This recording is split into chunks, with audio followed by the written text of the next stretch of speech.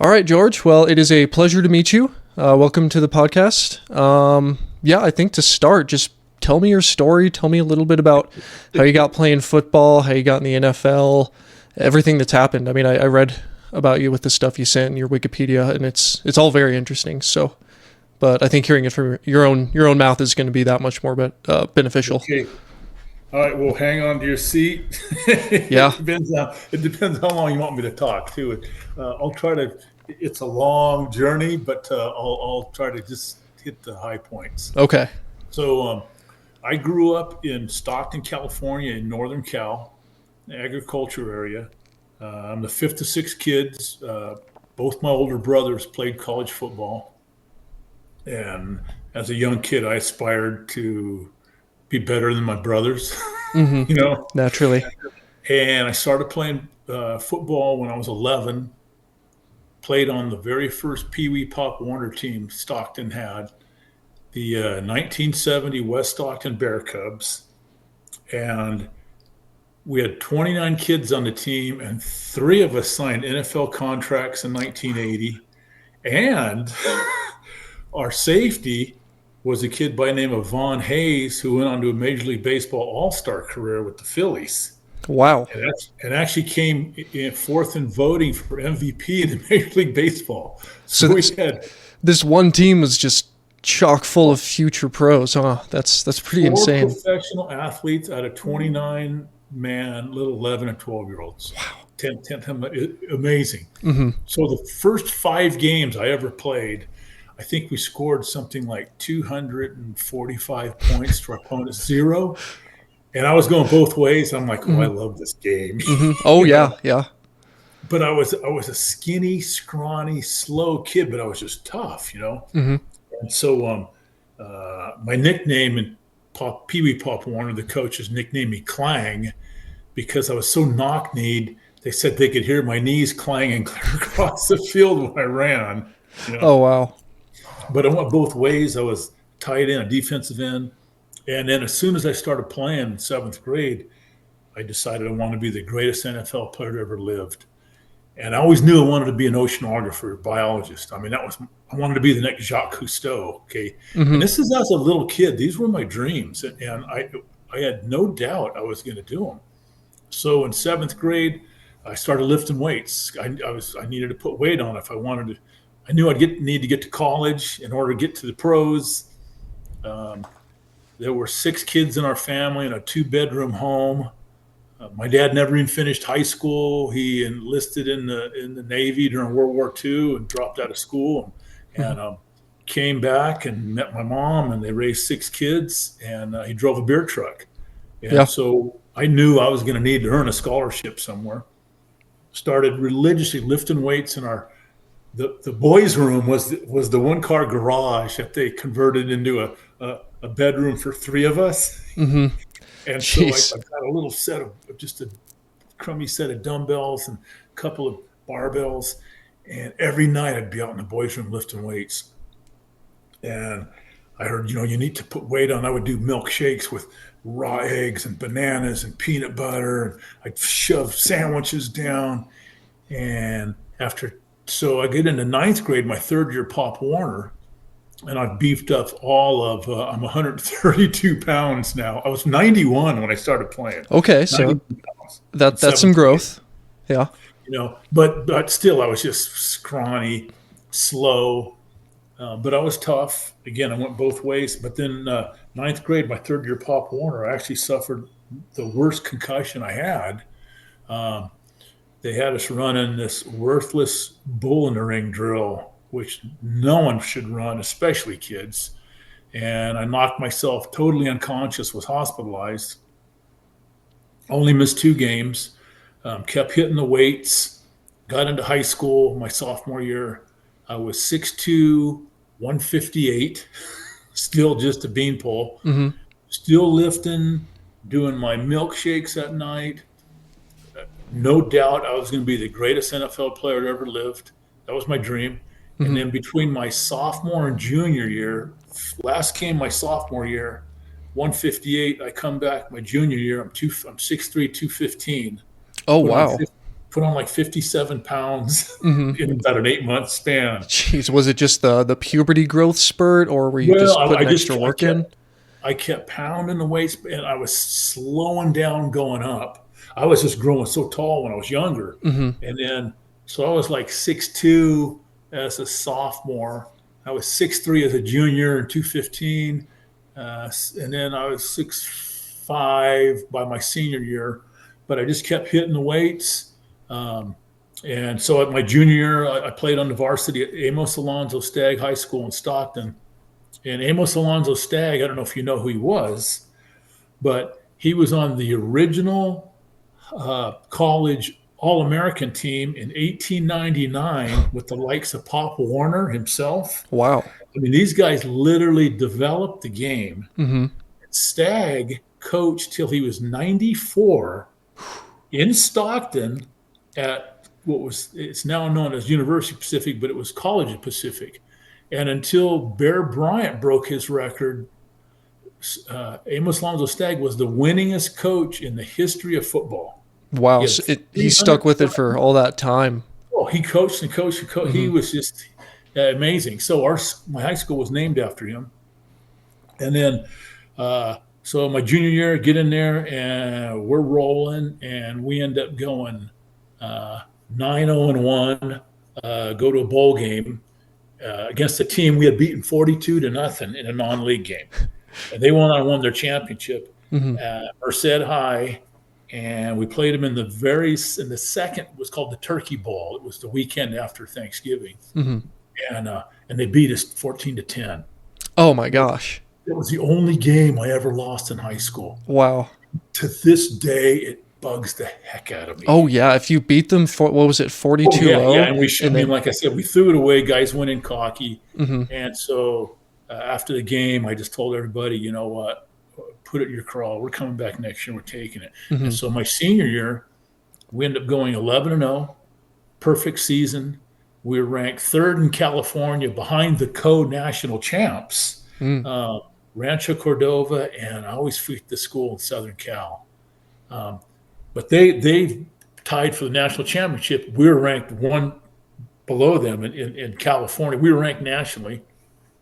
By then I was always a good student.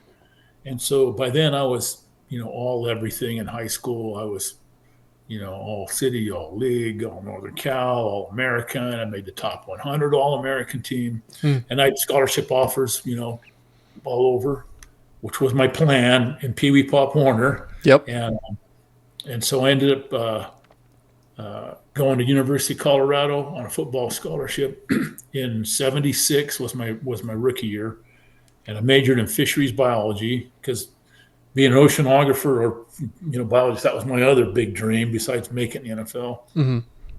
Go to Colorado. My freshman year, we beat Oklahoma and won it was the Big Eight back then, the league they were in. Mm-hmm. We won the Big Eight championship and played the old Woody Hayes Ohio State Buckeyes in the '77 Orange Bowl.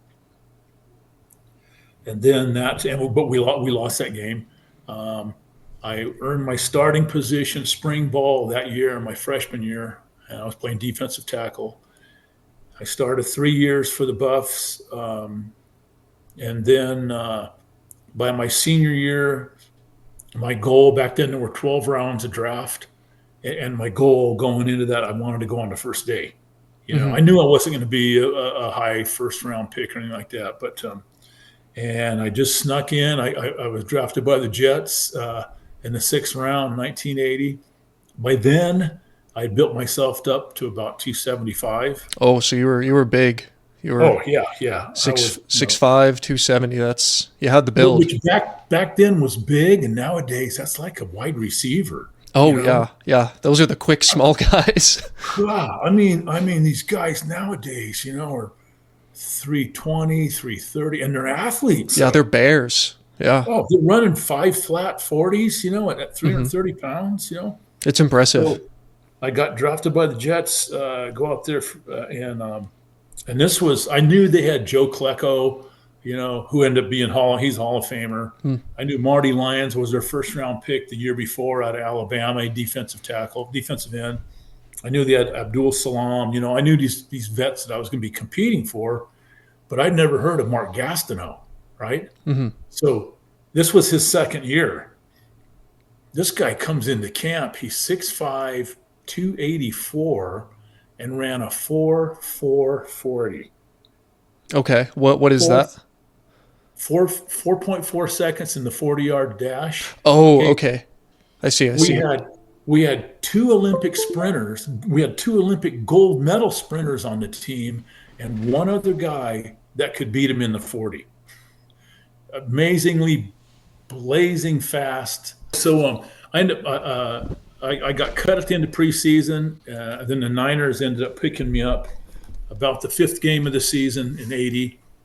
And the way it works in the NFL, I never had a clue that after the final cut day, when the regular season starts, they just cut guys all year long. Mm, So you play on Sundays. Mondays are a light day. You go in, get treatment on injuries, a couple of meetings, break a sweat, and you're out of there. Tuesdays are your days off, and Tuesdays are the days they bring in guys from all over to try them out. I So see.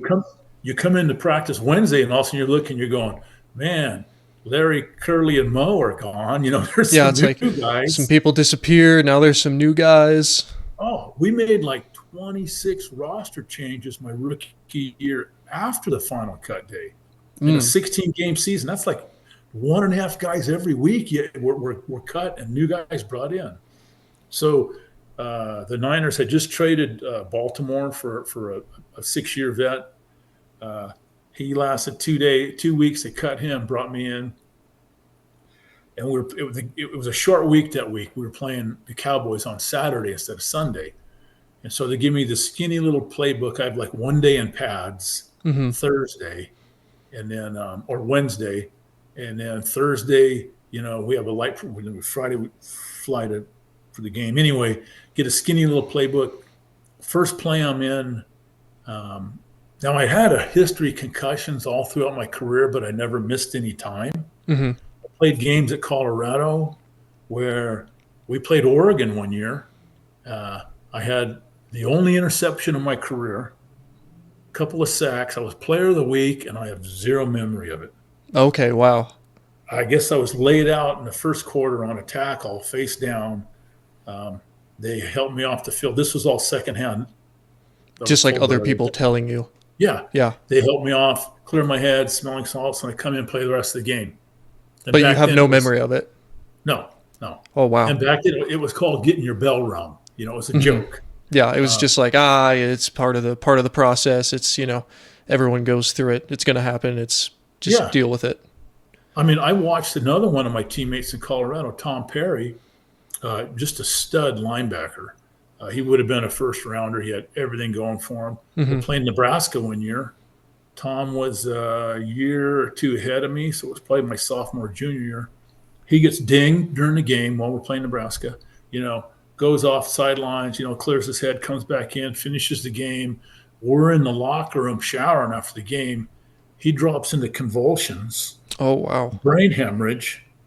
Our orthopedic surgeon takes a drill they used to drill our helmets, drills a couple holes in his head. He realized what was going on Hmm. to relieve pressure. Hmm. They fly him. We were playing in Lincoln, Nebraska. There were no neurosurgeons there. Hmm. They flew him to Omaha.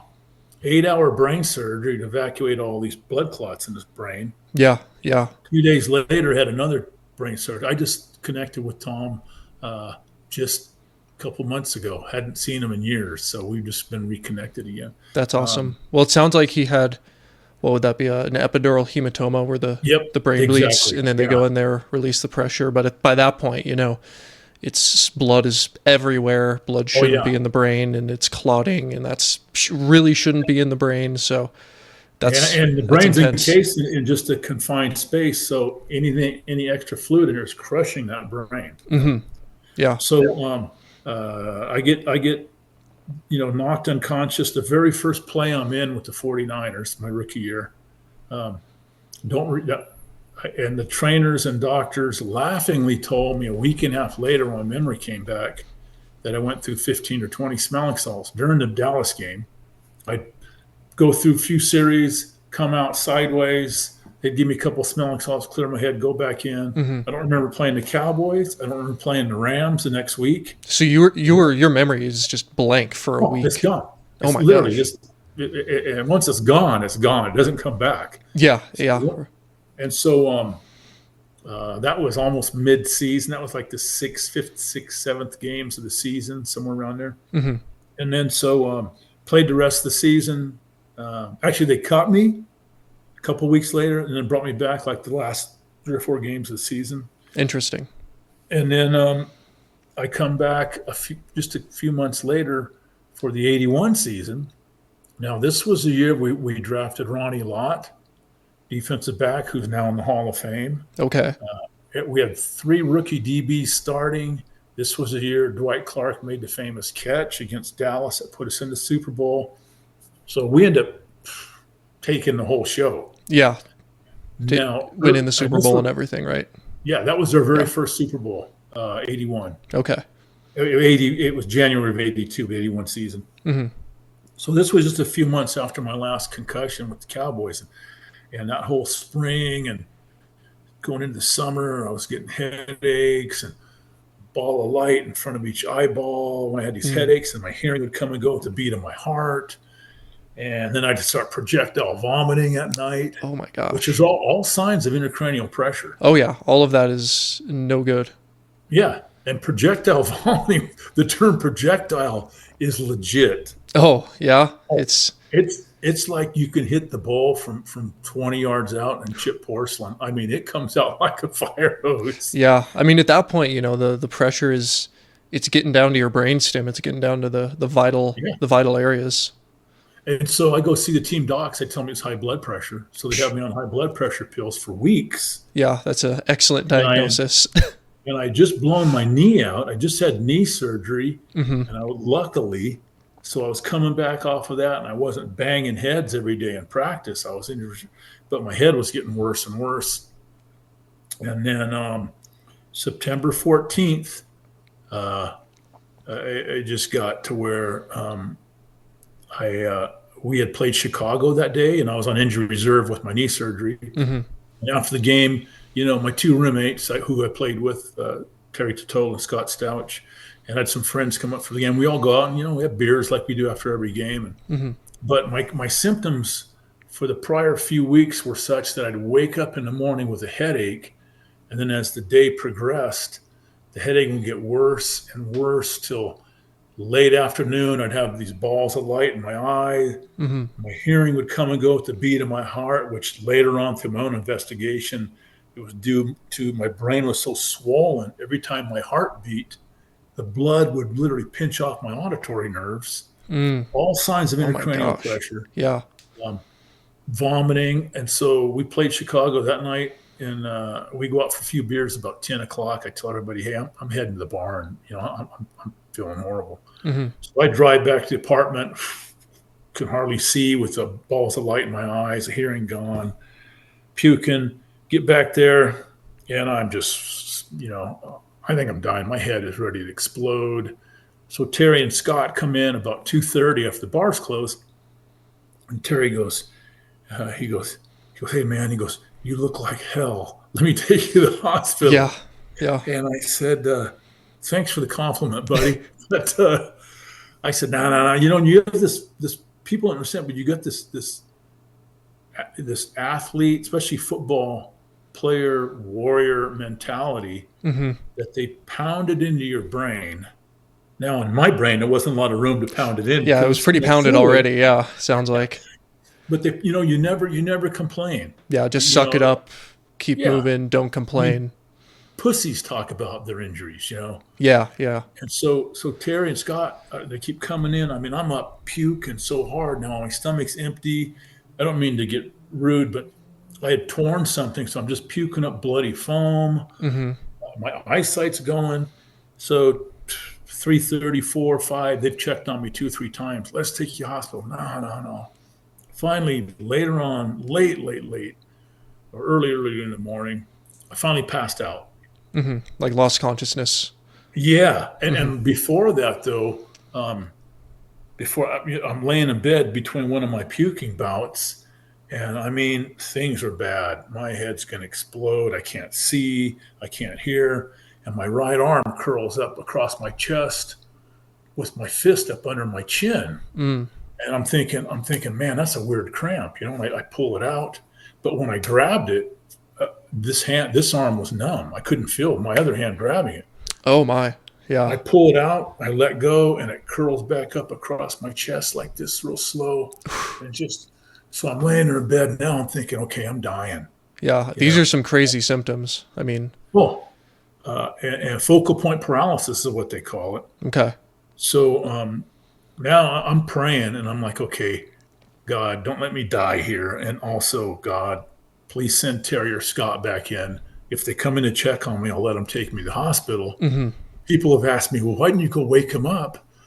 And I said, I didn't want to be a pussy. I mean, That, I mean, they played, that's how drilled in it was, I guess. yeah, and Yeah. they played a game that day. I didn't. I'm not going to go wake him up. Hey, man, take me to the hospital. So I finally passed out, I don't know, 5 or 6 in the morning. And when we get up around 7:30, I could move this arm, but I could barely lift a cup of coffee. The Mm. days after games are light days. We go in, injured players, you get treatments, couple meetings, couple light workout, break a little sweat, and you're out of there early. Okay. And the team docs come in that day, right? So we have the orthopedic and the gym. So I waited till our orthopedic surgeon, who had earned the nickname Dr. D for Dr. Doom, prior to me getting there for the number of careers he ended with surgeries. Hmm. I waited till he sees everyone that got dinged the day before. And he had a little examining room attached to our locker room in Redwood City. I walk in his office. This is the same guy that's been telling me for weeks it's high blood pressure. Yeah. He was the one who drilled the holes. And the other guy No, said, that was in college. That was oh, our okay. that was our doc when I was at Colorado. Okay. But this So is the now NFL guy. yep, now we're at San Francisco. And so I walk in his office and I said, don't freaking tell me it's high blood pressure. I Hmm. said, my arm not paralyzed. And he rolls his eyes. He says, sit down. I sit down on this little table. He gets his little retina-scope, those little lights that they look in your eye with. Yeah. He looks in my eye and he says, oh my God, your brain's hemorrhaging. Now I come off the table ready to kill him, right? I'm Hmm. like, you son of a. And Yeah. he's going, no, wait. So, I'm just mad dogging him, and he reaches behind, there's a desk behind him, he grabs a phone, he starts calling a couple of numbers, and calling a couple, and then he scribbles a little bit on a piece of paper. He hands it to me at like arm's length, like I'm radioactive or something. Yeah. And Yeah. he goes, here, go home, lie down, drive yourself to Stanford Hospital this afternoon and see this neurologist, Dr. Adornato. So in my book, I wrote that my first thought was, whew, must be one of those mild brain hemorrhages. Yeah. Would have called an ambulance. Yeah. One of the brain You know what I mean? hemorrhage. It's an easy brain hemorrhage. Isn't it crazy? No, I mean, I read on your, like when I was reading about you, I read that you had like a 38-year long legal battle, but I had no idea that it was like, this is it's almost impressive how terrible and how inept the medical professionals were for this. I mean, today that this happens, I would hope, and they would have caught this. I mean, well, how long was it before your initial symptoms started and you actually, like, to where we are right now with the neurological stuff? Oh, it was weeks.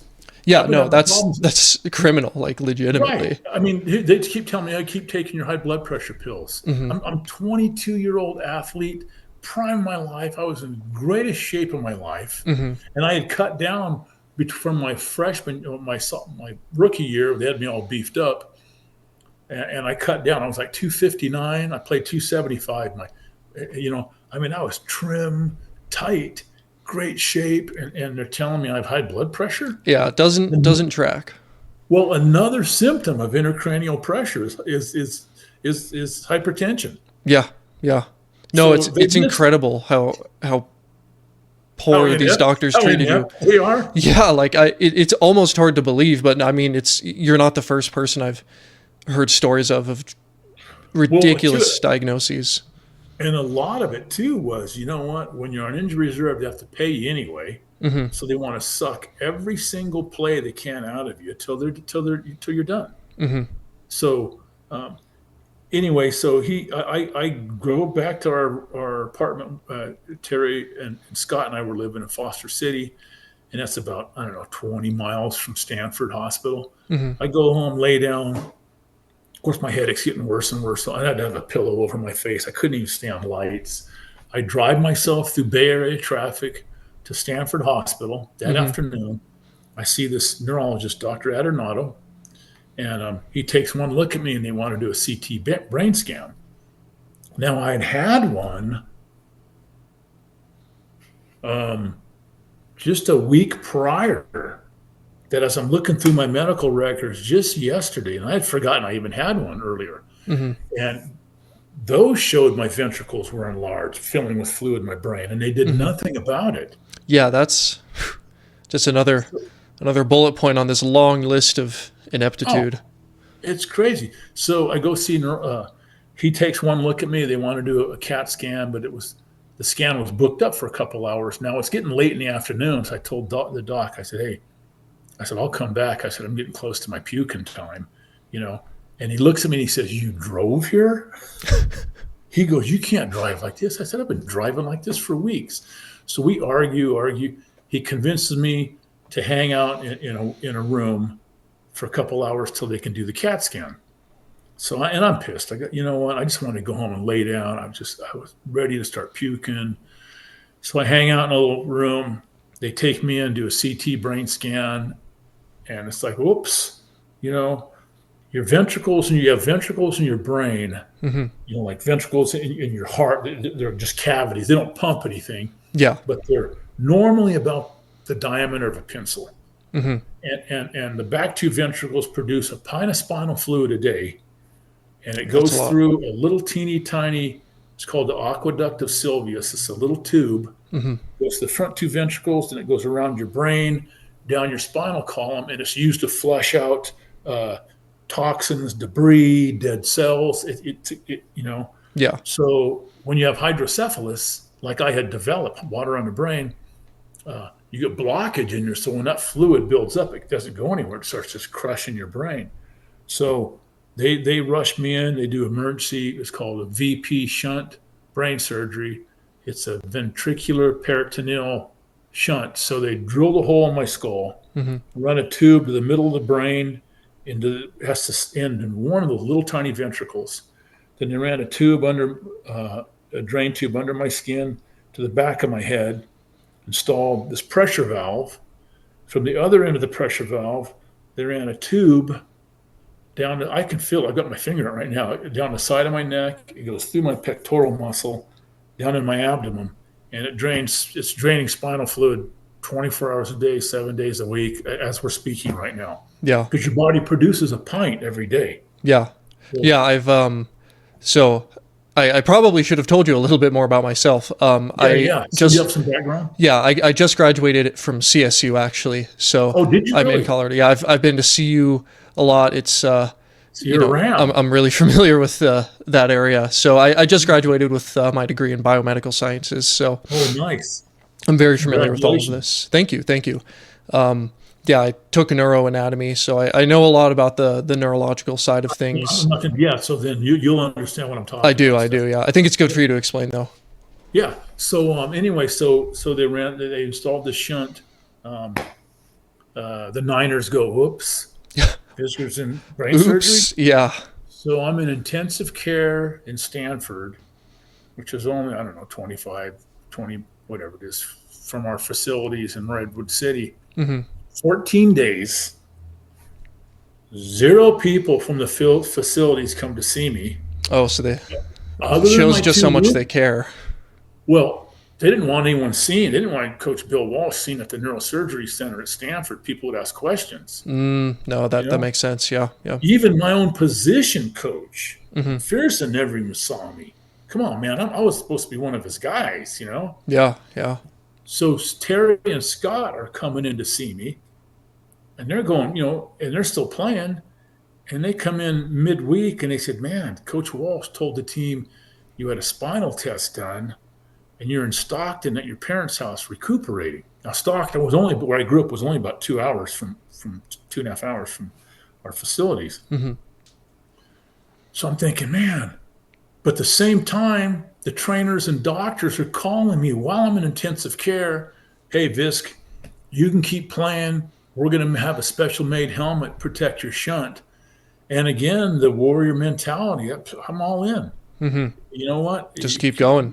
Oh, you have to cut my legs off to keep me from playing. Yeah. So I'm in intensive care 2 weeks. When I get out of the hospital, go back to our apartment, Scott Stouch is literally walking out the door, literally as I get there with his bags. I said, "Where are you going?" He said, "They're shipping me to New Orleans." I said, "Where's Terry?" Now, Terry was a 6-year vet, right? Mm-hmm. Linebacker. Scott was running back. I said, "Where's T?" He goes, "They cut him 2 days ago." So Mm. the only guys on the team that knew what was going on, other than me, are suddenly gone. That's a little suspicious, I feel like. You think? Yeah. Especially when it took me 38 years to settle this nightmare. Yeah. I mean, it sounds like they could read the writing on the wall, and they immediately started trying to cover their tracks here.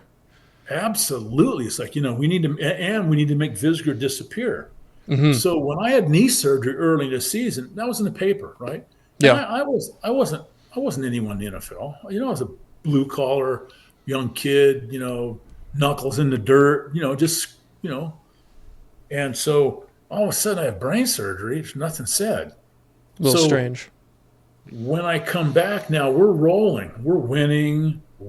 This is the first Super Bowl season. Mm-hmm. And this is the first year. This was Montana's third year, but it was his first full season starting. Okay. A lot of people don't realize that. DeBerg started for us the year before. Mm-hmm. And so they don't want anything rocking the boat. No, they got the momentum. They want to keep it going. And the last thing they need is a huge news story about how one of their players had a concussion and had brain surgery because he was playing football. Yep. And so as the season progresses, at first thought I was just getting paranoid, Mm-hmm. And then, finally one day toward the end of the season, we're in the weight room lifting. And occasionally we'd have like local business people come tour the facilities. So these 3 husband-wife couple came through, and John McVeigh, our general manager, is introducing them to folks. And this is Joe Montana, this is Ronnie Lott, our rookie, safety, and he says, "This is George Visger. He's one of our veteran defensive linemen. He's on injury reserve. He had 2 knee operations." This woman says, "2? How'd you have 2?" I said, "No, ma'am, I had a knee surgery and a brain surgery."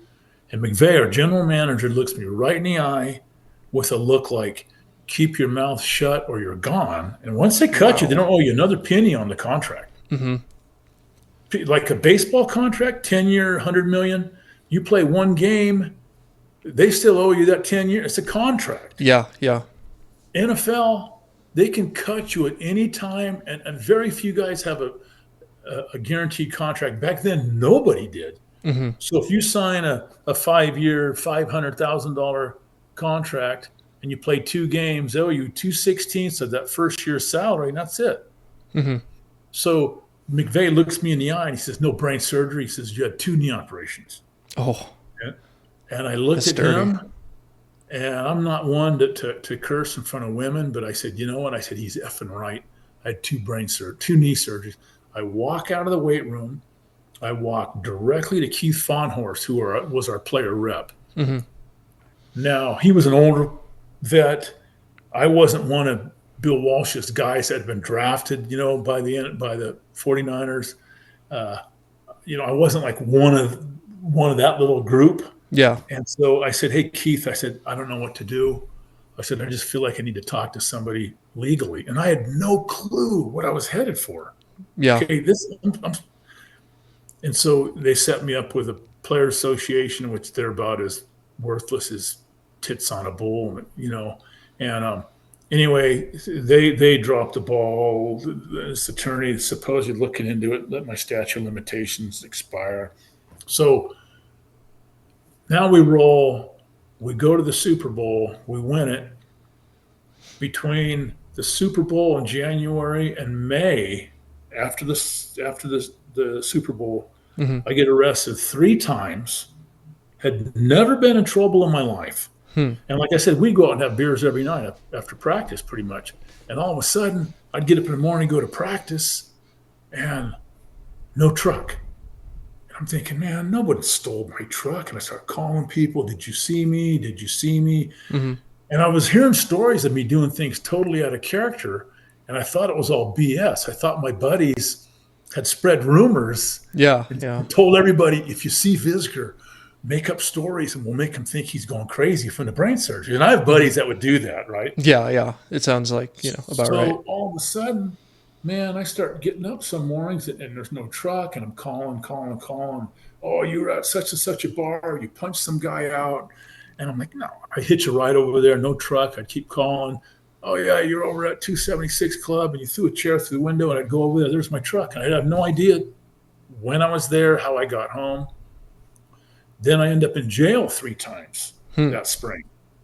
Same thing, have a few beers. Next thing I know, one minute it's 10 o'clock at night. I'm sitting having a cold beer with some friends. Next thing I know, it's 3:30, 4 in the morning. I'm standing in jail with no memory how I even got there.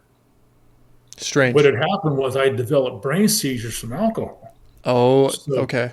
for me, they manifest themselves. I get very violent, Mm-hmm. incoherent, eyes dilated. Okay, first thought the cops, it's like guys on drugs. Yeah. Naturally. And they thought I was a lot of times on PCP, angel dust. Because I would just lose my mind. Yeah. So this goes into May of '82. Again, this isn't like years. This is just like 4 months after the Super Bowl, Mm-hmm. 7, 8 months after my first brain surgery. I go see the neurosurgeon, Dr. George Koenig, at Stanford Hospital, who did my first brain surgery. I said, hey, man, something has happened since your surgery. Of course, he gets defensive. Not for my surgery. I said, listen, I said, I have a couple beers now, and I turn into the kind of people that I freaking hate. Yeah. I hate loudmouth punk bullies. And for what I'm hearing, that's what I've become. He goes, well, not for my surgery. So they do a CT brain scan.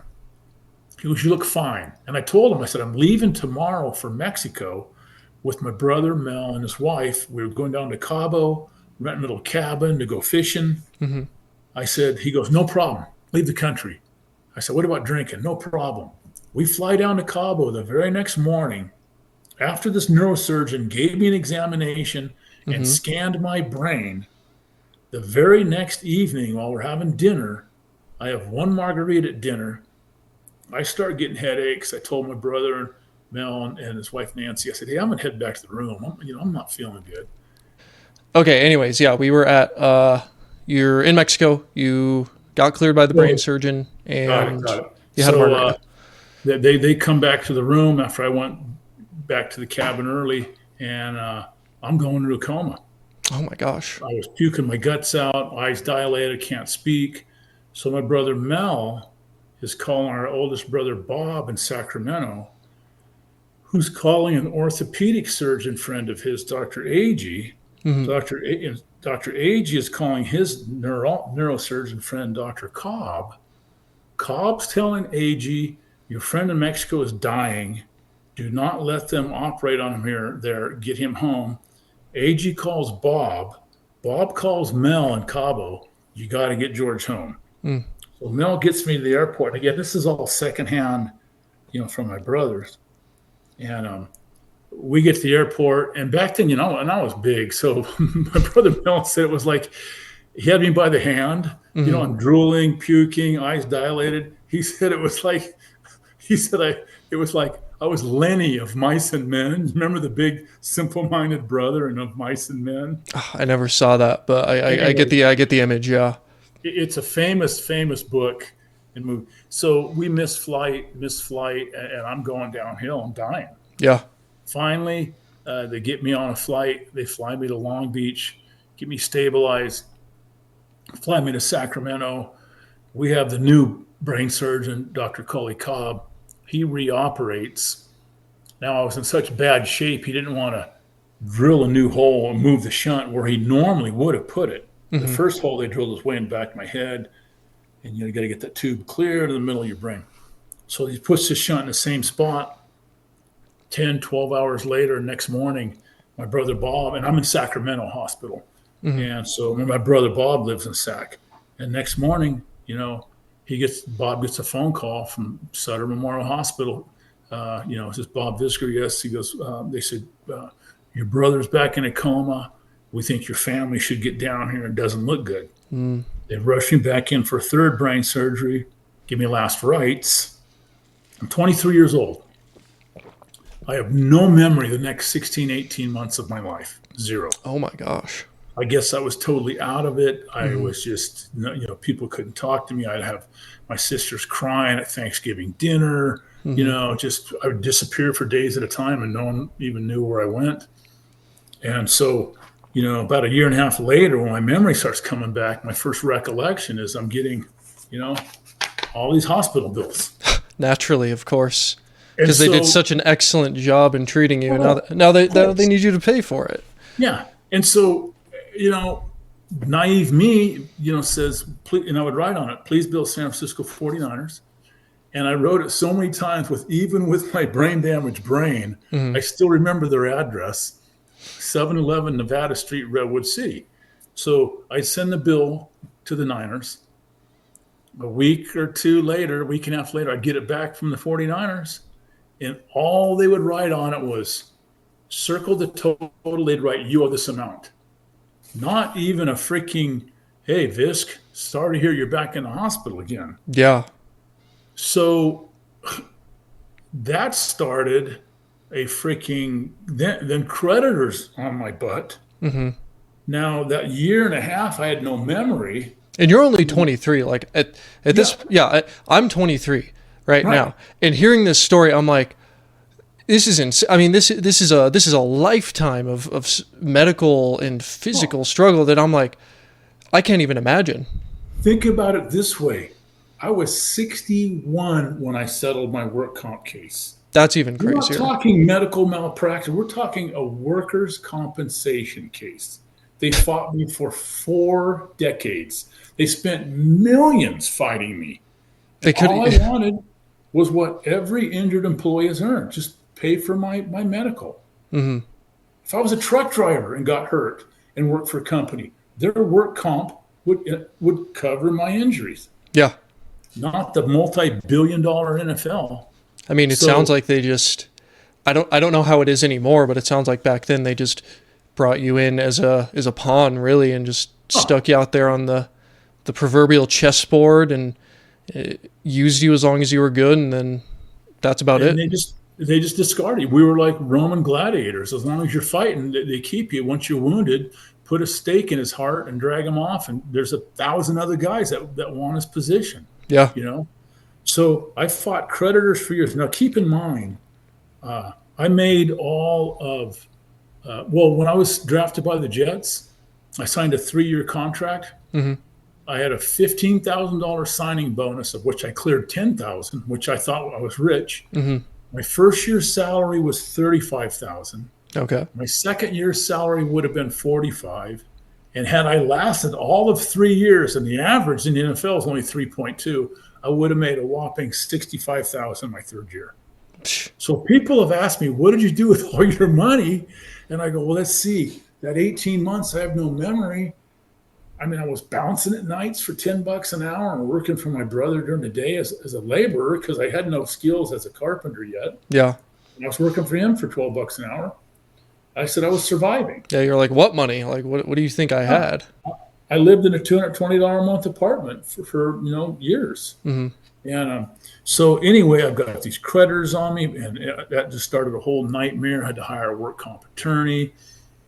So in '86, I had no idea that I was the first and only NFL player to ever won a work comp case when I won mine in '86. Jeez. And no one ever won one, from what I understand, until 2010. So for years, I was the only guy, and that was like a burr in their ass. Oh They're yeah. like, I was precedent setting, Exactly. Yeah. so It can be done. So, they couldn't allow me to keep winning because if the word gets out. And so when I won in '86, they offered me 35,000, hmm and I told them very politely to place it where the sun don't shine. And I said, I want what every injured employee has earned. I want my past medical paid. I want my future medical left open, and thank you God that I did, hmm because I had 6 more brain surgeries after that, yeah. and 2 more knee surgeries repairing what they butchered. hmm And I said, and because I can no longer function as an employee of the 49ers, I don't call myself a player. I was an employee. Yeah. I said, I can no longer function in my capacity as employee of the 49ers. You are obliged by law to retrain me in a field of work where I make, quote unquote, a comparable amount of money. That's called vocational rehab. Mm. I said, all I want to do is go back to school and finish my biology degree. And I had 4 years of biology at Colorado, but I was drafted before I graduated. Mm. So they agree. And so in 1986, after I won my case, I went back. I'm living in Sacramento, so I went back to Sacramento State University, and I had 4 more semesters of chemistry, Ooh. 2 of physics left, 2 of pre-calc.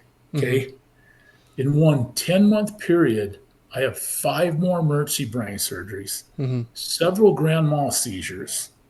I'm in organic chemistry 3 times, Not almost Okim. through it.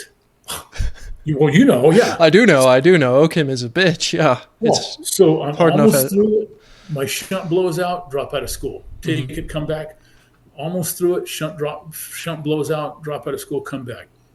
Come back now 3rd semester, and I still had Chem 1A, Chem 1B, and Biochem after that, And so I know I still had Biochem. And so I come back a 3rd time. I take it again. Shunt blows out again. I have brain surgery on Saturday. I leave the hospital 26 hours post brain surgery on Sunday. And Monday, I'm back in class with 40 staples pounding in the back of my head. I'm not going to drop out again. Yeah. And I have a 55-minute grand mal seizure in class. Oh my gosh.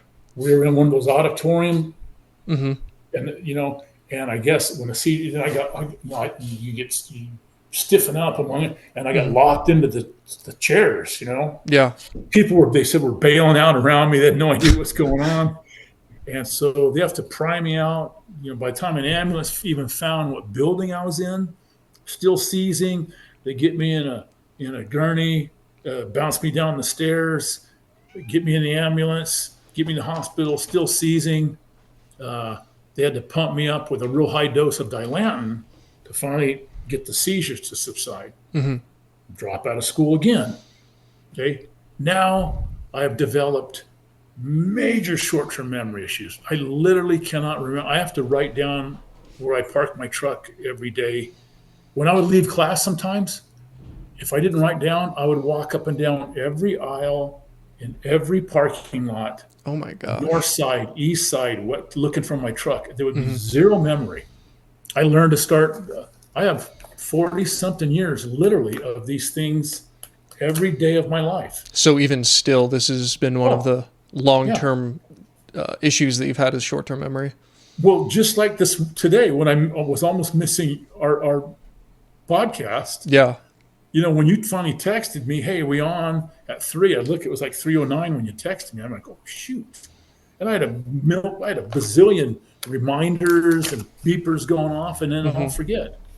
And so when I took organic the 3rd time, at one point before my shunt blew out, we had a test on cis-and-tran isomers. Yep. Right? Yep. You know what I'm talking about. This is great. To talk to you. Yeah. And so, and it was 26 isomers, and basically it was memorization. Yep. That's okay. I think a cis is it mirror image? So cis isomer, it's where you'll have like a carbon-carbon double bond, and then a cis isomer is when the constituent groups that are attached to it are on the same side. And then a trans isomer is when they're on opposite sides of the double bond. Got it. Yeah. So I studied, and I would go to the library every day when I was at Sac State, because I learned from my brain surgeries that I can't filter out background um, information. Hmm. If I went home and tried to study, I would be sitting here like this, and out of the corner of my eye, I would see a magazine on the floor, and I'd be thinking, "Oh, I should read the magazine." Or I'm thinking about what's in the refrigerator. I can hear a truck driving. I mean, like You all just this need dead stuff. silence, like Yeah. everything else, so you can focus. So I learned the only way to study was like in between or after class. I would go to the library on campus, and I would go to the very far back corner where nobody would even walk by me. Hmm. I'd get in one of those little cubicles. I couldn't even have a pen sitting on the cubicle because while I'm studying, my mind's going, the pen, the clicker, it's open. You know, it's got a blue cap. I mean, those kind of things would be going through my mind. Yeah, yeah. And I would study 8, 10, 11 hours a day, what a normal student would only take an hour or so to learn. Mm. And I just kept my head down. I just ground through it, you know. And then with dyslexia, I learned that every time I would do a problem, I would look at it, it looks good.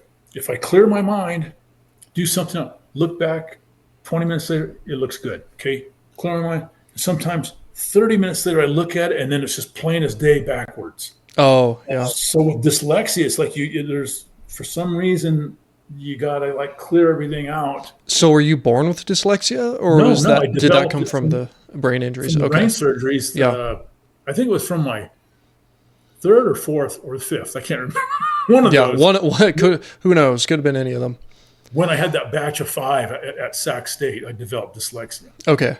So we have this exam in organic, I guess, and I bombed it. I had studied, I mean, hundreds of hours, and this is the only time in my life I've ever gone to a professor or teacher after I flunked something Hmm. and said, "Listen, you know, I know this." So I go see the professor. I said, "You know what?" And I got like a 26% on it. I Yeah. mean, I just totally blew it, 36, something like that. Hmm. So I go see him. I said, "I know this stuff." He goes, "Yeah, you seem to have a grasp in class, you know." And he says, "I go, I don't know what happened." So he says, on his little whiteboard, he goes, "Okay," he goes, "just draw the cis isomer of this molecule." And Hmm. I knew what it was, whatever it was. It was the one's a mirror image, one's a flip, whatever. Yeah. And so I draw it, and he looks at me, and I look at it. I said, "That's right, you know, the mirror image." And he looks back at me, and about the third time I look at it, I see that I had drawn the exact molecule he had given me. Hmm. My mind, I had flipped it, but then my dyslexia had flipped it back. Oh, I see. I did that 3 times in a row. Oh my gosh. And then he goes, and I get goosebumps talking about this. Hmm. He goes, he looks at me a third time. I just go, "I have dyslexia." He goes, he says, I guess you do." Hmm. Well, I had no idea. So I've learned a lot in my travels through this crazy 38, 40, now it's 40 something year brain. So the standard lighting hertz in most buildings is like a 110 hertz cycle. Hmm. So it's actually changing direction 110 times a second with Yeah, it's 110 flickering little on and flickers, off. Hmm. but you don't see those little flickers. Yeah, yeah. But people with dyslexia, that hertz cycle can trigger it. So Interesting. schools had to have, at least in California, at least one classroom on a different hertz cycle for students that were diagnosed with dyslexia. They could sign up, take all of their exams in that classroom. Mm. So once I learned that, I really didn't use that classroom, but I learned to just double and triple check and just and go back and back. And I just learned how to power through life with dyslexia and zero memory. I faked my way through, Yeah. and I graduated in 1990 at age 30. It took me 5 more years to graduate. And at this point, you had had like 3.5 of years of how many years of undergrad had you had at CU? Oh, I had 4. Oh, okay. It took me 5 more at Sac State. I had to drop out, you know, a Hmm. few with brain surgeries. But so I had 8 years of school before, and I graduated. I had so many, like when I was at Colorado, all the physics and the math, you know, that stuff. And I struggled, but biology, you know, I'm a biologist. Yeah. I have a bazillionology courses, Hmm. way more than I needed, Yeah. for a bachelor's. I mean, I took things like limnology, ornithology, ichthyology. I mean, I'm a great biologist, but the math stuff, it was Yeah. killing me. So when I finally graduated in 1990 from Sacramento State, I have a Bachelor of Science in Biological Conservation. I'm 6 units away from a second degree in social studies, so I have a minor in social studies, Hmm. and I am 10 units away from a third degree in somehow psychology. Okay. So I'm almost have 3 degrees. I Yeah. graduated with 172 units from my BS. Oh my gosh, that's a Yeah, ton. it's like a master's. Yeah, I it mean, really is because 120 is what you normally get to graduate. right, And right. Well, yeah. for Bachelor of Science, it was 135. 120 was a Okay. BA, and a BS was one. So anyway, when I graduated, then I started my second dream in life. I became a wildlife biologist. Did that for years. Um, uh, got married in '94. Um, and then my wife at the time, Christy, when I met her, Stephanie, my oldest, was 2 Hmm. and 4 when we got married. But as a biologist, all I did, I just traveled. I went 10 days on, 4 days off, all over the state Hmm. in Oregon, just doing everything from vernal pool fairy shrimp studies to San Joaquin kit fox surveys to bat surveys to you name it. Just and All then kinds of stuff. Yeah. but my traveling, little Steph, all of a sudden I was in and out of the house, and that was hurting her, you Oh yeah. know. So I ended up teaching for 2.5 years, from like 90, gosh darn, 5 to about 97. Okay. And I taught biology, chemistry, environmental studies, and English language learners algebra. So did that for 2.5 years at the high school level, Hmm. then went back into my biology stuff. But I'd always been really vocal about what the NFL had gotten away with, right? Yeah. And Let's kind of get into that a little bit, like yeah, because I know so you're but kind of an I guess activist. You talk about these things. You oh, bring so I'd all always of been this to very, light. very vocal, Yeah. and nobody wanted to talk about brain damage. Hmm. And my wife at the time used to tell me, she says, you can't keep doing this. You keep telling everyone you're brain damaged and no one will hire you. I said, I am brain damaged. I said, but I work 10 times harder than anyone else, Yeah. and I'll be more productive.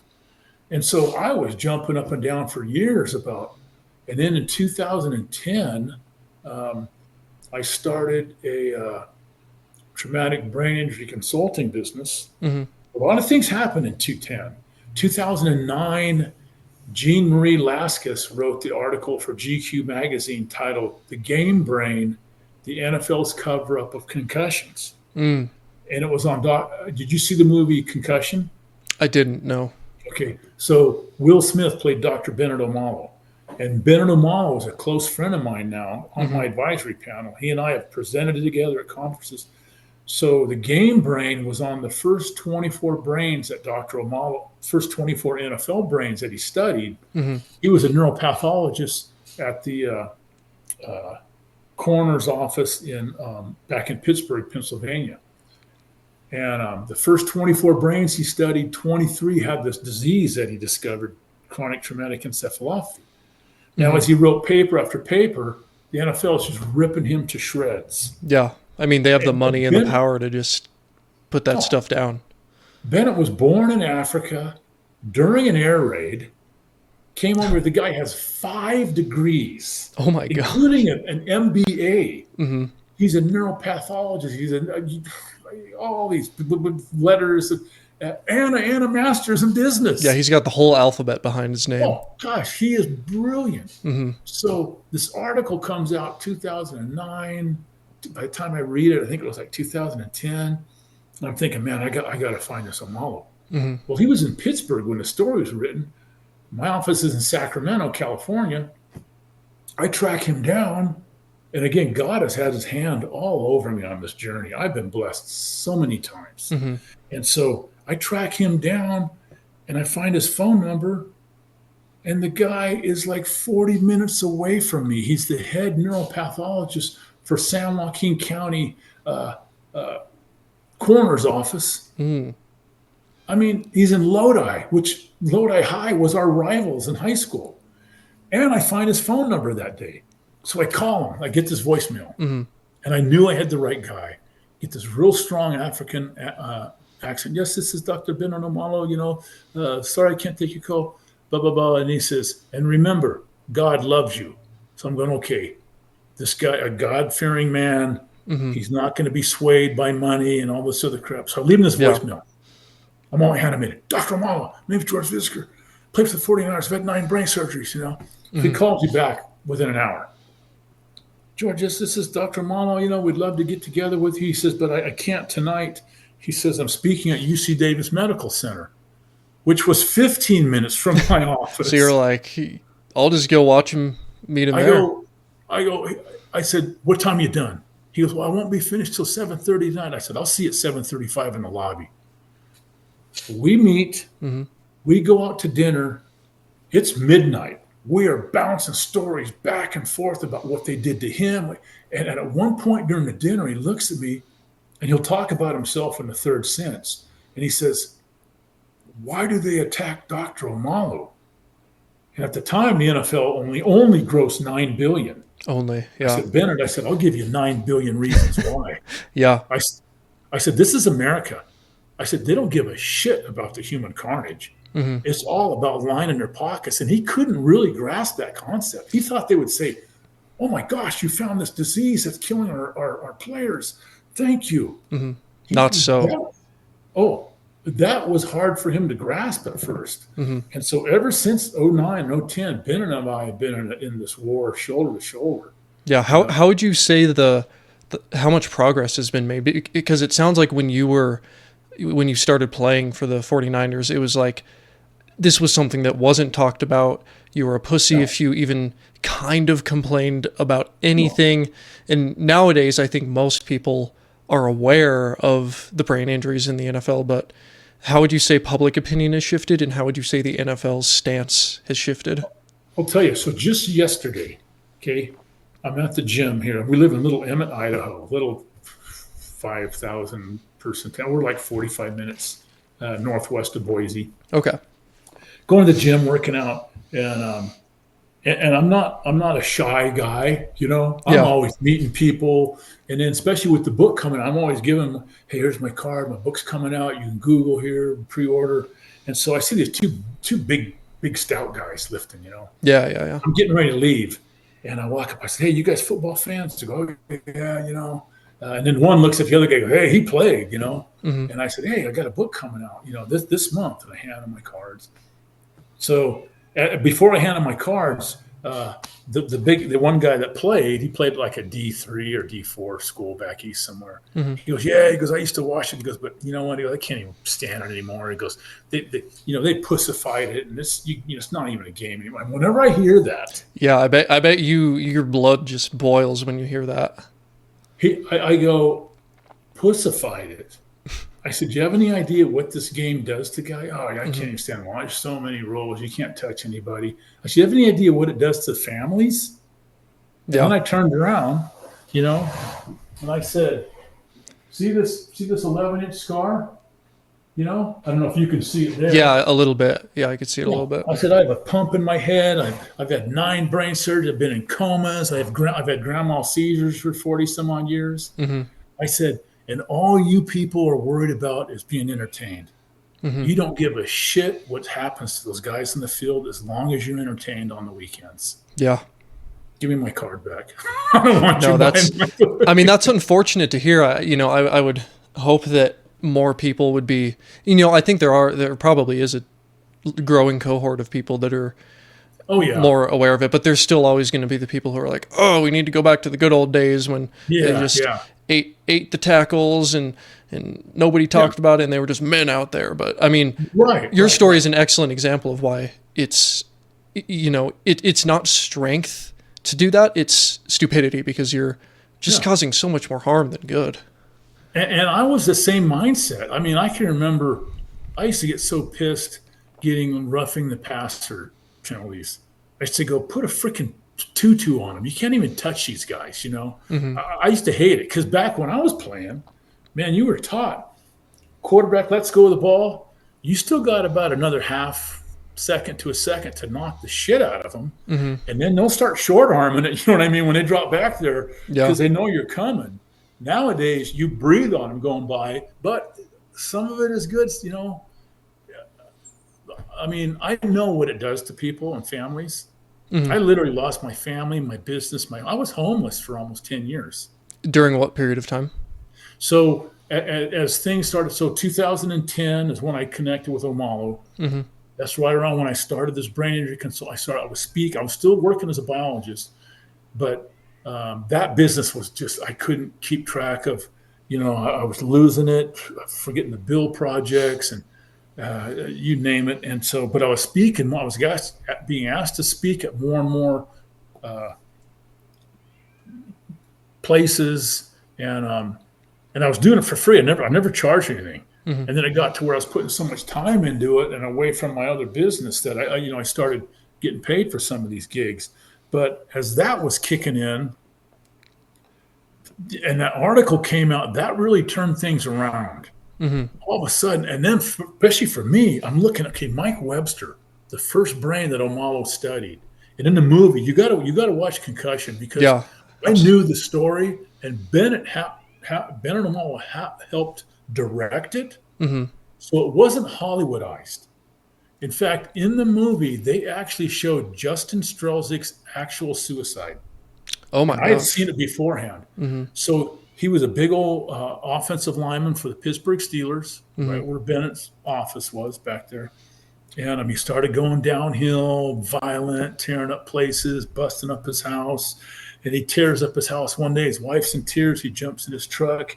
He's flying around town. He goes into like some 7-Eleven, gives the guy like $6,000 and tells him, I don't know, aliens are chasing him. Oh my Gets God. on the freeway. He's doing 100 plus in his truck. Mm-hmm. And this is from the dash cam on the cops chasing him. Mm-hmm. And it's in the movie, but I'd seen it before the movie came out. Mm-hmm. They're chasing him 100 plus miles an hour. He veers over headfirst into a tanker truck. Oh. Huge ball of flames. Mm-hmm. Okay. And I'm like, holy shit. Mike Webster was my idol as a Pop Warner kid growing up. Yeah. And one of the highlights of my career was when I was with the Jets. We played the Steelers in a preseason game, and they were just coming off their 4th Super Bowl. And I got a chance to line up over Mike Webster. And I'm thinking, God, I used to emulate you. Mm-hmm. And now I'm standing we right had next the to same you. color uniforms, Yeah. the same black and gold and Pop Warner. Mm-hmm. And then when the book came out, I read about how he died. I mean, his last few years, just losing his mind, calling his son up. I'm trying to find my way home, but all I see are trees. His son Garrett, who I was good friends with several years ago, we used to talk a lot. Mm-hmm. He told me, he says, George, my dad was the most loving family man you'd ever want to meet, but he started going downhill. One Thanksgiving, they're all eating, and Webster gets up, walks over the microwave, opens it up, urinates in it, shuts the door, and sits back down and keeps eating. You know, his mind was It's going. just going. Yeah. He was sleeping in his truck. He was using a stun gun on his head to knock himself out at night because with this stuff, sometimes you can't shut things off. I've gone up to 4 nights straight with 0 sleep. Oh my gosh. You know, and his teeth were rotting out, so he was super gluing them back in. He couldn't think about going to a dentist. Yeah. I mean, and then he dies, and then Omalo gets his brain. And Bennett didn't even understand football. Mm-hmm. And so he's hearing all these stories about this guy's like this American hero. And Bennett's wondering, well, if he's a hero, how did he end up like this? Mm-hmm. So Bennett did study, and suppose he died of heart disease or something, right? Mm-hmm. But he kept going, no, these stories I'm hearing about him. It's got to be in the brain. Yeah, and so he started doing on his own money. He spent like $30,000 or $40,000 sending samples all over the country, and all of a sudden he gets this hit. Bingo! All these tau proteins and amyloid plaques built up in his brain had never been seen before. Mm-hmm. And they're like, "What is this?"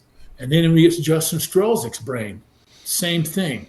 And then Dave Duerson, who shoots himself in the chest to save his brain so it could be tested. Mm. All the same thing. And Amal is writing paper after paper, and the NFL just keeps ripping him to shreds. Well, you know what that sounds like? That sounds like Alzheimer's. I mean, Right.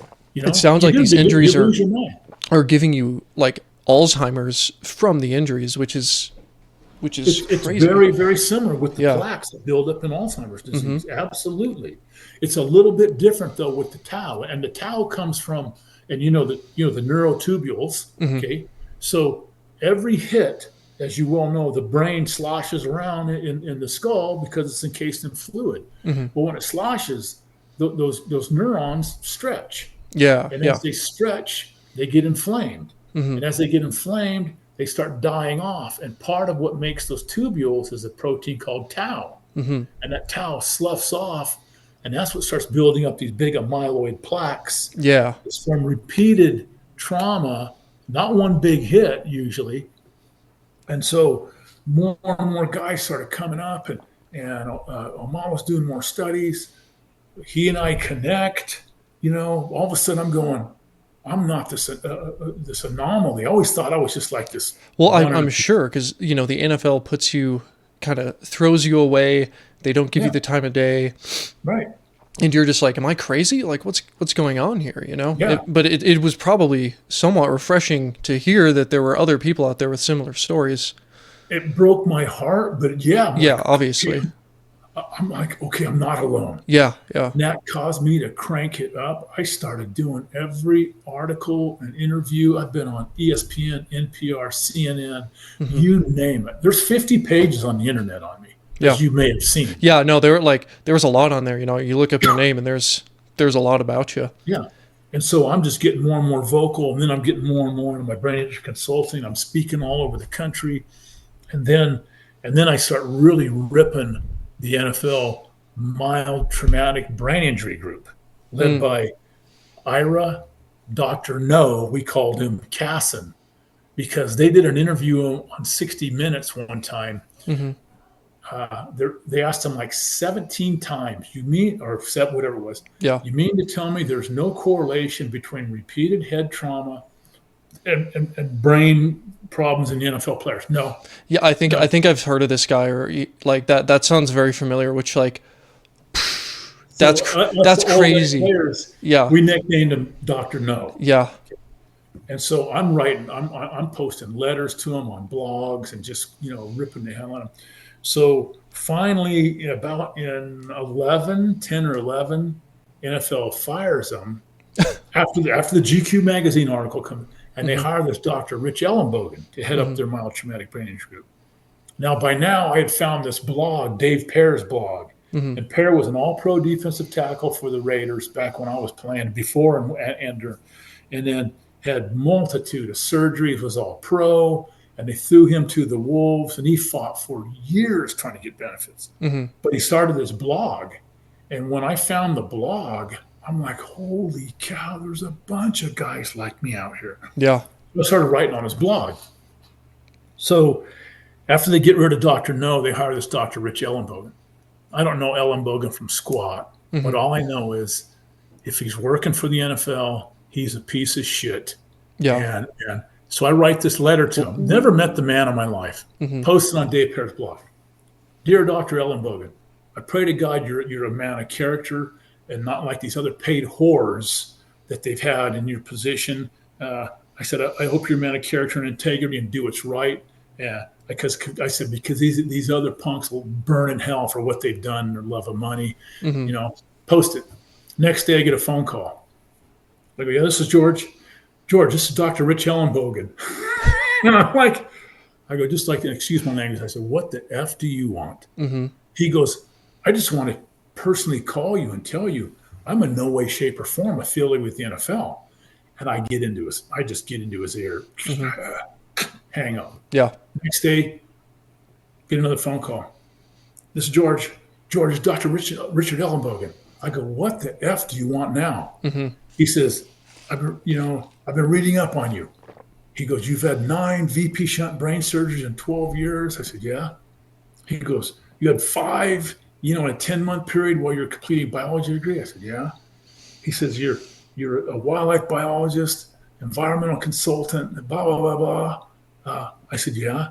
He goes, it's a miracle what you're doing. He Yeah. said, do you realize that we have a 50% failure rate with VP shunts? And I said, well, 8 of mine have failed. He goes, no. 1 out of 2 people that have one shunt never return to full cognitive functioning. Wow. He So goes, that's like, what are the odds on that? That's 2 to the 9th power over 1 says, over 2 to the 9th power. Thank you. You're the math guy. Yeah, which is huge. That's huge. That's crazy.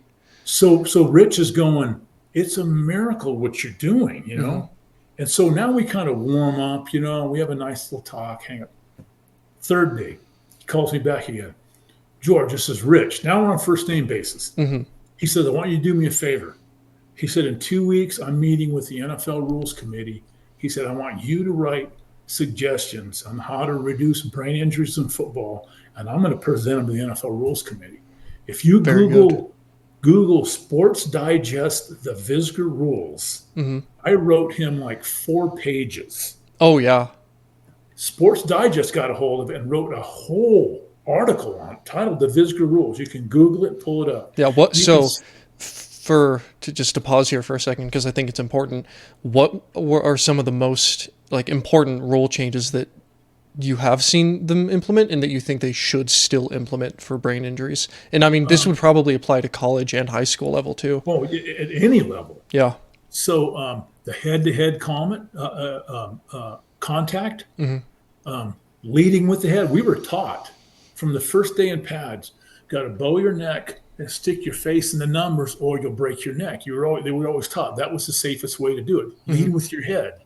Okay. Now they're teaching techniques to position block. It's a lot of, even on run blocking, offensive linemen are coming out with their hands instead of firing out. Hitting unprotected receivers. In the old days, when a guy went up for a pass, they taught you drill him in the back before the ball gets there.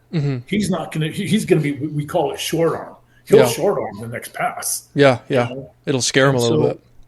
A lot of that stuff. I had everything from my suggestions I have rule changes to all linemen starting a 2-point stance, no one down on the ground, because then it's all upper body. Defensive linemen too. Yeah, so you can't use your legs to just punch more force. Yeah, because when you're down, you have to lead with your head. That too, yeah. And so, I mean, I had you can pull it up. There's pages. I have everything from getting everyone on supplemental levels of omega-3 fish oils. Yeah, omega-3s will ameliorate inflammation in your brain immediately. Okay, so. Another one I've had 251 hyperbaric oxygen treatments over the years. Yeah, those are great. So Ellen Bogan and I, we start. So the 3rd day he calls and asks for suggestions, and I give him like 4 pages. Yeah. And again, you can pull them up, and he starts presenting them, and then they start pushing some of these things. I'm watching these new rules now, and I'm thinking, oh, that was my suggestion from 2010. They implemented it in 14, that one in 15. Those two, I mean, it's taken a while, but we're making progress. It sounds like. Yeah, the game's never going to be safe. That's just the way it is. Yeah. But it could be a hell of a lot safer. But and I'm torn with this stuff because it's like, gosh, it's going to turn into, it's not going to be the same game anymore that I loved. I loved the violence of it. Yeah, yeah. But, I mean, you do have to weigh the trade-offs. Yeah. And I think you more than anyone has the know-how and the experience to make those judgment calls, since you've had the most extreme negatives from it and actually made it through and lived to tell the tale. I've been blessed. I mean, God's got a plan for me, pulling me through these things, because this is my mission for my 4th quarter life. Yeah. Hit the road, using what I've learned, help people.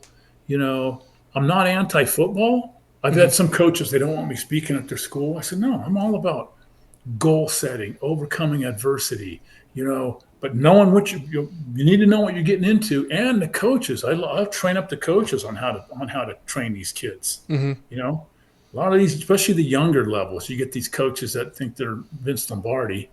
Yeah. because they never did it on the field. Mm-hmm. Just like this guy I met at the gym yesterday that said they're pussifying the game. He played at a D3 or D4. Yeah, like how much does he That's like a know? big high school. You know what I Pretty mean? much, yeah. Yeah, that's not super big. Because he couldn't play anywhere else. Yeah, but You know? he everyone wants to have an opinion, Yeah. even the people who don't have the experience necessarily or the knowledge to warrant one. But I'll tell you another one. Some of the things too that makes me happy is remember Chris Borland. I do not know. Okay, so Chris Borland was the 49ers. He was a second or third round pick for him several years ago. Okay. Linebacker, middle linebacker. He was All American out of Wisconsin. I think All American 2 years in a row. Great player. He led the Niners in tackles his rookie year, and then he stepped away. Mm. And they made him give them back his $600,000 signing bonus, which he did. And he called me up. I'd never heard the guy because I don't follow the game. Yeah. He introduced himself years ago. Hey, George, my name's Chris Borland. I played for the 49ers, just finished my rookie year. And he goes, I've been following up on you and what's going on. He goes, and I just retired after my first year. I said, you know what, Chris? He was like 23. I said, I need you speaking at conferences with me. Mm-hmm. I said, you know how powerful it would be to stand on a stage and say, here's a young man who stepped away after one season and he's healthy. Here I am after 2 seasons. Wow. Yeah. No, that's quite the contrast. That's so powerful. he and I spoke at the premiere. I got to remember the name of this movie coming out years ago. We've presented together. Great, I won't call him a kid, but great guy. I mean, sharp, and then he went back to school to get his degree, and he had a degree to get a master's. And gosh darn, I got to touch bases with him. That reminds me. Yeah. But, so more and more guys started to see what I was doing and stepping away. Mm-hmm. Yeah. I mean, it's good to hear that we've made some progress in that direction, and there's more people know about it. People like you getting the word out there so that these things can't be covered up by the NFL, because sounds like they tried for so long to just sweep this under the rug, but it's good that voices like you are out there to make sure that can't happen. And let me tell you, it's not just an NFL disease. Yeah, I mean, I'm sure it's in there with hockey and rugby and any contact sport. I mean, at every level. I had a mother of a Pop Warner kid call me several years ago. She was back, I want to say in Pennsylvania, and I remember, I got to pull this kid's name. My memory is so horrible.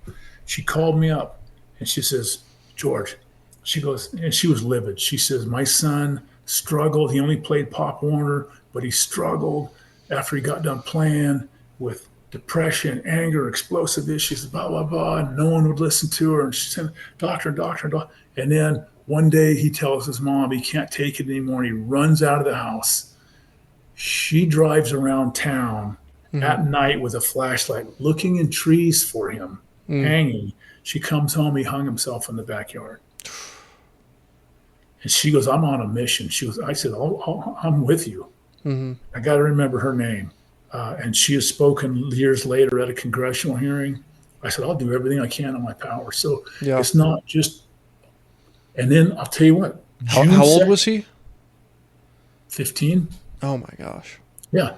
And had already been struggling for a couple years with his brain going down the tube. Mm-hmm. And so on June 2nd of just this last year, I'm literally standing in Silver Creek, Idaho, mid-thigh, fly fishing with one of my Colorado football teammates, Brian Rodeo Bo McCabe. He and I were like the Wild Mountain Men. This is back in the 70s. Yeah. So Bo, he was a linebacker, played right behind me. Mm-hmm. He had a stroke I was at dinner with him and another one of our teammates in Seattle about 6 years ago, I guess. And he literally had a stroke right across from me. Oh my gosh! So I didn't know he was having a stroke. I thought he was been drinking too much. I can't drink anymore because of my seizures. I quit in '82. But he and my other teammate Pat, they'd been drinking, and he started looking at me really weird with this. and then fade. And Like the I was droop thinking, man. going and everything. Yeah.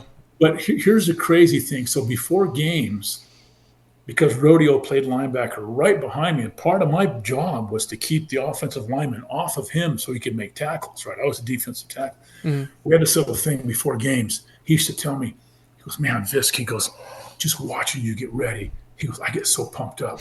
Because I would just sit there, just start just picturing plays in my mind and just rocking. And he'd sit across from me on the stool, Yeah. he would just watch you. So we're having dinner, and I think he's giving me the look, right? Yeah. Yeah. Like the same And one. so while we're eating, I'm looking at him like this. I'm just going, let's go. Mm-hmm. Let's freaking go. And he's got this weird look, well, I didn't know he was having a stroke. Yeah. And so he has struggled. He lost his business. He moved out here from Washington. His daughter's a nurse here in Boise. So Bo is like 20 minutes from me now, which is a godsend. That's great having someone. Because so I have him out fly fishing June 2nd, and I get a phone call from one of my old Pop Warner high school teammates Mm-hmm. back in the 70s, back in Stockton, Mm-hmm. Mark Davis. And long story with Mark, but and it's in my book. And so in '76, when we graduated from high school, he signed my yearbook, all this crazy stuff. We'll drink the blood of the enemy, and blah blah blah. Yeah. And then he signed it, Marky Poo Davis. So always call him Marky Poo, right? Yeah. So here I'm standing in the stream, phone call. I go, hey, Marky Poo. I hear the strange voice. No, George, this is Sean, his son. And I'm like, yeah. And he goes, my dad hasn't been answering the phone. And so Mark went through chemo about 4 years ago, and he kept calling me with my brains all effed up. I said, well, okay, so is mine. This is what I do. Mm-hmm. The Omegas, I meditate, I pray, I do, and I was working with him, I drove down from Idaho and took him to one of our high school crab feeds last year. I said, you need to be around the guys, Yeah. Yeah. So the community. So his son, Sean, says he hasn't been answering the phone. He goes, I came over. He goes, my dad killed himself. He's sitting here in his recliner. He goes, empty pill bottles. He goes, and his phone's in his hand. I see he's been trying to call you. That's awful. I lost another one. So tragic. Okay, he played Pop Warner in high school. That was it. Yeah. Yeah. I lost another one a few years ago, Jason Hairston. Okay, Jason played in the mid-'90s, like 15 years after me. Mm-hmm. He played 1 year on the 49ers practice squad. He was a linebacker out of Davis, University of Davis. And then 1 year on the Broncos practice squad. Then went on and founded Sitka Gear, multi-million-dollar hunting apparel. Mm-hmm. Sold that for millions. Founded Kuiu, Kuiu, top of the line hunting stuff in the world. Yeah. Okay. Yeah. Built it up to a $50 million business. Whoa. Okay. Just a few years ago, after multiple legal battles, I was finally getting treatment at Center for Neuro Skills. Mm-hmm. And I had taken, Jason and I had hunted together, and he always kept telling me that he thought he had CTE. And I said, well, Dr. Omalo has told me, the guy who discovered that, I have it. I said, but I'm not going down that rabbit hole. I said, I'm doing everything in my powers. I take supplements, I work out, I read, I pray, and I'm not going there. Mm-hmm. And so I've been working with Jason. So he called me one day several years ago, and he told me he took a shotgun to bed with him the night before.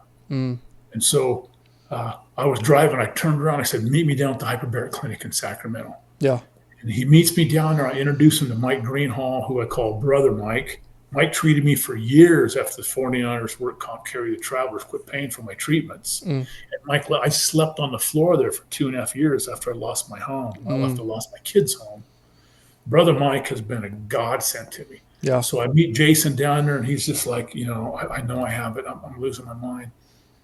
I introduce him to Mike. He starts doing treatments. We get really busy with life. And about 2 years later, after multiple legal battles, I'm living at Center for Neuro Skills in Emeryville. And all my nephews and Hunt brothers are big time hunters. And one of my nephews called and said, Uncle George, Jason took a shotgun to bed with him last night and blew his brains out with his kids in the house. He was watching his kids. I'm like, another one. I've lost 2 or 3 guys that I have personally worked with. Yeah. I think like that's it's so tragic, and I think what would you say, like, you're pretty sharp, you're in good shape, like what are some things you have done? I mean, you've mentioned working out, reading, meditation, prayer. Like, what are some things you've done to help protect your mind, protect your body, and just stay sane throughout it all? It sounds like. I look back on it, and not knowing some of the things I was doing back in the day were good for me. So in '82, after I had my second, third brain surgeries 10 hours apart, Hmm. and my brothers told the doctors, George has a couple beers and he goes wacko. So they did a test on me way back when. Yeah. EEG. I drank 2 beers, brain waves like this, 2 beers, they're all over the board. Yeah. Yeah. They said, you have brain seizures from alcohol, you can never drink again. Hmm. I quit drinking in '82. So Okay. that definitely helped. And I also, when I was a skinny kid growing up, as I told you, Hmm. I would eat 12, 16, 18 eggs a day to keep Oh my my weight up. gosh, Oh, I'm serious. that's crazy. Not in this Most not in of, this most of economy with them, the egg situation right now. and then piles of red meat. So Hmm. when I got done playing in '82, I thought, oh my gosh, my heart's going to explode from all the cholesterol I ate. Hmm. So I went strictly to fish and chicken way back then. Hmm. And then I read that omega-3 fish oils were good for lowering cholesterol. And I didn't even have had my check. But I've been on a high dose of omegas since the mid '80s. Yeah. Well, Yeah. now they're showing it's a neuroprotectant. It's awesome for you. Yeah. It's one You of know? those supplements that, like, as someone kind of in healthcare and who wants to be a doctor, there's like most supplements are kind of fish oil. Ironically, or snake oil. Ironically, the one that isn't snake oil is fish oil for But the and the thing omegas. too with fish oil, as you well know, you need to get the good industrial purified Hmm. because fatty fish store all their toxins, PCBs, all that stuff in the fat. Yeah. So Yeah. you don't want to buy cheap stuff. And you want to I dose use it Dr. correctly because you Barry need a lot. Sears. Pardon? Oh, I was just saying you need to dose it correctly because you need a Oh, like more, no. oftentimes more than the container says. Oh, you know what I take? How much? For years, I was taking 12 to 18 grams a day. That's so Grams. much. Yeah. Yeah. Yeah, but before I was taking like 8 or 10, and then Dr. Barry Sears, another one of these angels that have come into my life several years ago when I was very, very vocal. Hmm. I'd never heard of the guy. He has Medwell Health, a natural supplement, food stuff, and he's a world-renowned expert on reducing inflammation through dietary changes. He's Hmm. written books. Fascinating guy. So he calls me up, George, it's Dr. Barry Sears. Hey, nice to meet you. He goes, I want to start sending you my fish oils. I said, hey, Doc, I've been taking fish oils for years. Hmm. He goes, no, no, no. He goes, we need to get you on a therapeutic dose. I said, how much? He goes, we need you on 16 to 18 grams. Because I told him I'm taking like 4 or 5 a day, Yeah. 60. He goes, no, 16 to 18 grams a day. He sent me gallons over the years. I mean, gallons. I mean, that's a lot. Like, you buy fish oil and they're in these big containers, but you probably He were going started through those sending like me every week. just not cap bottles. I would Oh, just just to take, drink I mean, it. slugs. It's like, okay, that's about 18 grams there, Oh, oh, I bet that had an So here's unpleasant a taste story to about it. Dr. Barry Sears. Hmm. I don't even know if you're familiar with the Kentucky coal mine incident years ago. The guy's name was I used to have it. Anyway, cave in. There was like 12 or 13 miners trapped for days. Hmm. Okay. By the time they got down to 11 of the 12 were dead from carbon monoxide poisoning. One guy was barely alive. Hmm. They bring him out. He's brain dead. Carbon monoxide, Messes they all bring of him the out. cells up. Yeah. He's on life support. Okay. They're like, okay, he's a vegetable. This is it. Hmm. Dr. Barry Sears hears about him, says, let me try him on my supplements. And everyone's laughing. Hmm. He says, George, and his name's starting to come back to me now because they've written stories on him. He says, I had him on 3 to 4 times the dose I have you on. Hmm. So he was taking like 60, 70, 80 grams a day, pumping them. Yeah, just into him. This guy walks and talks now. He was supposedly brain dead, Yeah, he was but, gone. but he got to him really soon when he could get that ameliorate that inflammation before the cells had completely died. Hmm. And so Dr. Barry Sears, guy's fanatic. I mean, fantastic. I love him. Has helped me immensely. Yeah. Um, and he has a company called Medwell Health. And he used to send me stuff. I said, Barry, oh, he goes, you don't owe me. He goes, I've done well. My family's well. All I want to do is help people. Yeah. I That's his think, mission in life. is that your phone going off? Yeah, yeah. Yeah. I'll take that. But anyway, so I look back on, I think the fact I was on omegas, the fact I quit drinking, Hmm. I've always stayed in good shape physically. Yeah, you still look like you're in fantastic shape. So, I'm like 208 today. hmm, You know, I'm at the gym almost every day. yeah, You know, an hour and 4 minutes it takes me to do my workout. that's I pretty good. jump rope Hmm. for like 23 minutes. I get my heart rate up to 170, 180. Hmm. And then I just do a little circuit. I do only 4 weight exercises, Okay. but I give myself 4 minutes to do 6 sets of 20. So I'm right off the jump rope, Hmm. and heart's just cranking. So I get over the dumbbells and I'll do 20, and I walk over to the first machine, touch it, come back, grab another dumbbell. So this is very like cardio intensive. Oh, absolutely! It Yeah. tones me up, but the cardio is what I'm looking for. Yeah. Yeah. So and then after I do my set of 6 in 4 minutes, then I'm back on the jump rope for 2 minutes. Hmm. Heart still 170, 180. I do 6 sets in 4 minutes of, let's say, triceps. Same thing, 20 reps, not hip, boom, boom, boom. Yeah. Back on the jump rope. So my workout takes me almost exactly an hour and 4 minutes every time. You have it down. So, what does your diet look like? Because I think with these sort of things, I would imagine diet probably plays a pretty big role. Oh, huge. Yeah. I always thought I ate really healthy because, I don't eat red meat. I eat very little. I don't rarely do junk food drive-throughs, all that. Yeah. I love cooking. Yep. I'm an avid outdoorsman. We live off of venison and elk and fish and ducks and stuff. Oh, that's good. And now we're running 8 head of chicken. Hmm. So this morning, and all organic feed. The girls gave me 5 eggs this morning. That's awesome. We're raising a bunch of our own fruits and vegetables here. My wife is way beyond me on the nutritional eating because she's had intestinal problems for years. Mm. So Jennifer and I got married not even 3 years ago, Hmm. and she has taken me to another level on the. We do things like MCT oil on our coffee, which is great for the brain. Hmm. We good fats, healthy fats. Yeah, like avocados and Oh yeah, that sort of stuff. Yeah. Yep. Olive oils. Yep. Um, yeah, we eat very healthy. We work out every day. Hmm. Pretty much, not pretty much. We try to. If we Yeah, miss if a you day, miss it, it's a day. Yeah. So Yeah. we got exercise, we have no drinking, we have good diet, and then what good else? Like supplements. good supplements. Yep, good supplements. The omegas. So in terms of like, I'll tell you what. We also meditate a lot. that's what I was headed towards, like mental practices. Yeah. Meditation and prayer. I'm telling you. Yep. So get this. Several years ago, do you remember Ricky Williams, Heisman Trophy winner?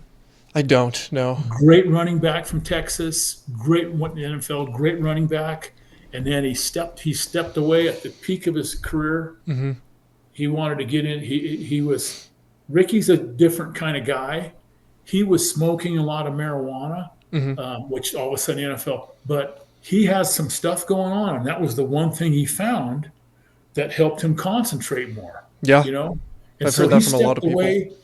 He got into craniosacral therapy, studied things, came back to the NFL after like a 2-year hiatus, and had like 2 or 3 of his best years ever. Oh my gosh.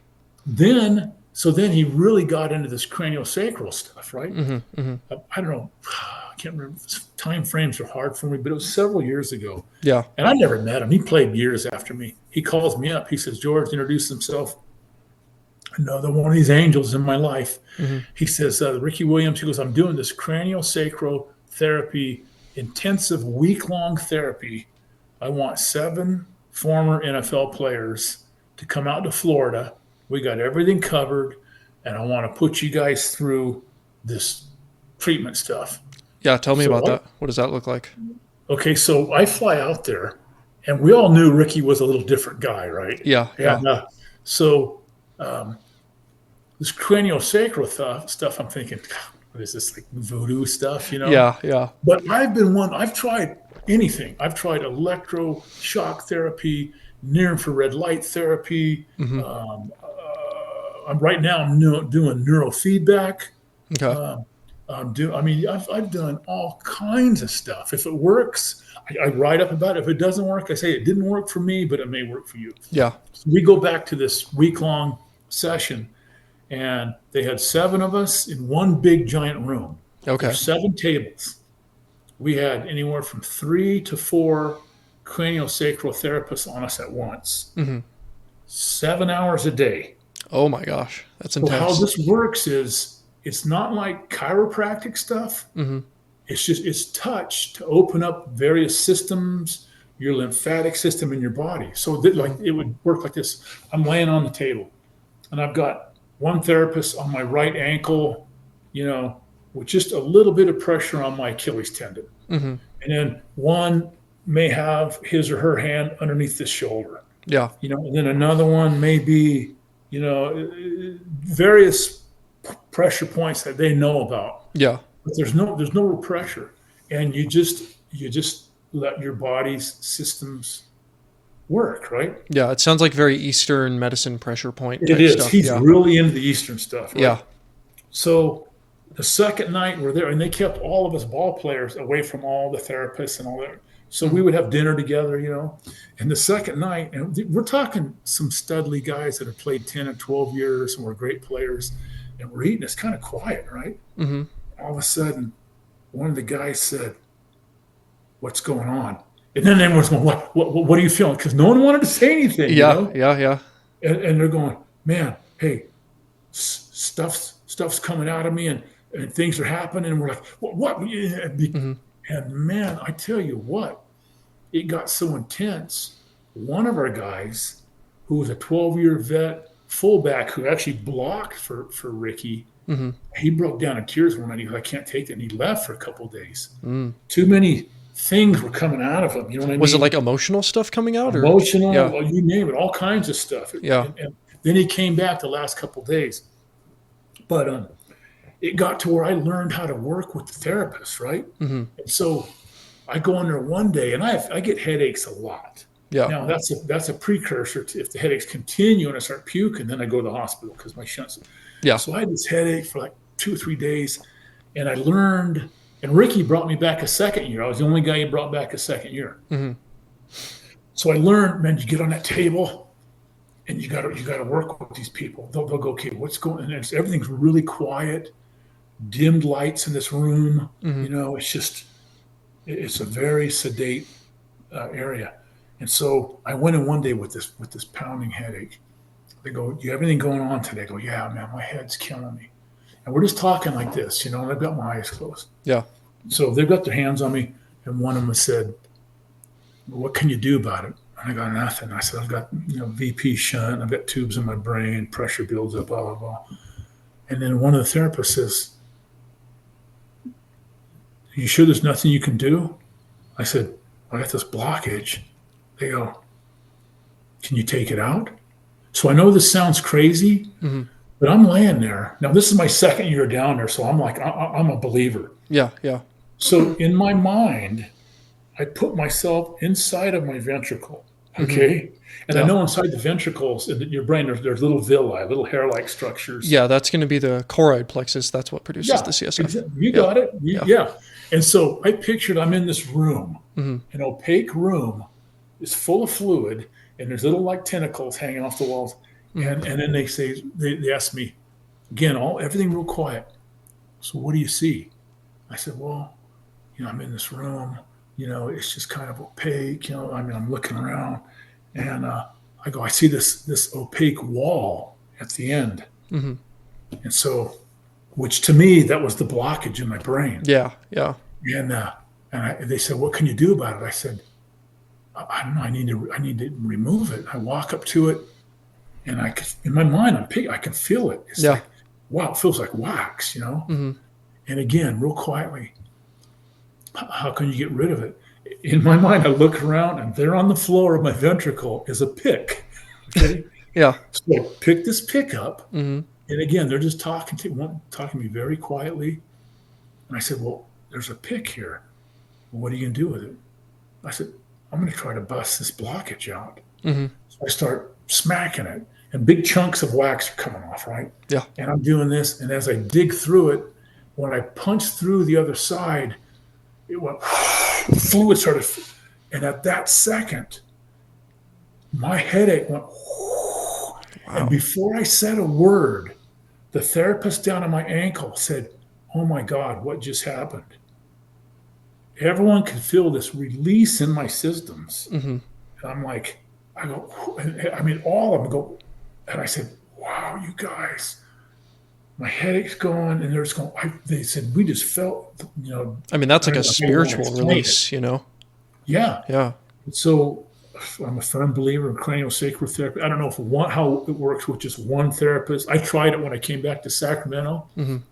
but it was one person for like a 30-minute. It was nowhere near the intensive stuff we did. Yeah. Yeah. But I've done all kinds of non-pharmaceutical stuff. Mm-hmm. And right now we're doing near infrared light. We bought our own little sauna. Yeah. Saunas are great. Yeah. Yep. We, like I said, we eat very healthy. We 2 or 3 times a day we try to just take about 10 minutes and let's just sit down, my wife and I, and let's just be grateful. Yeah. I think, I've just recently made a episode on meditation. It's very powerful. You sit, you're so connected to the screens and the phones and everything else. So if you can just take like you said, 10 minutes, just pull yourself out of it, sit down, Yep. be present, feel your body, hear the sounds, all of the, feel the insides of your body, feel the blood moving around your breath, all of that. Like it makes a really big difference it's huge. Yeah. It resets a lot of your systems. It resets them, Mm-hmm. You give them a chance. Like you said, we're so blasted all day long with music and screens and da da da da da, and people they need to take a little bit of time to just let your body heal itself. Yeah. And your mind is just snap back into reality almost. Yeah. Yeah. I mean, just like speaking to me, you wouldn't know that I've had 9 brain surgeries, and I have.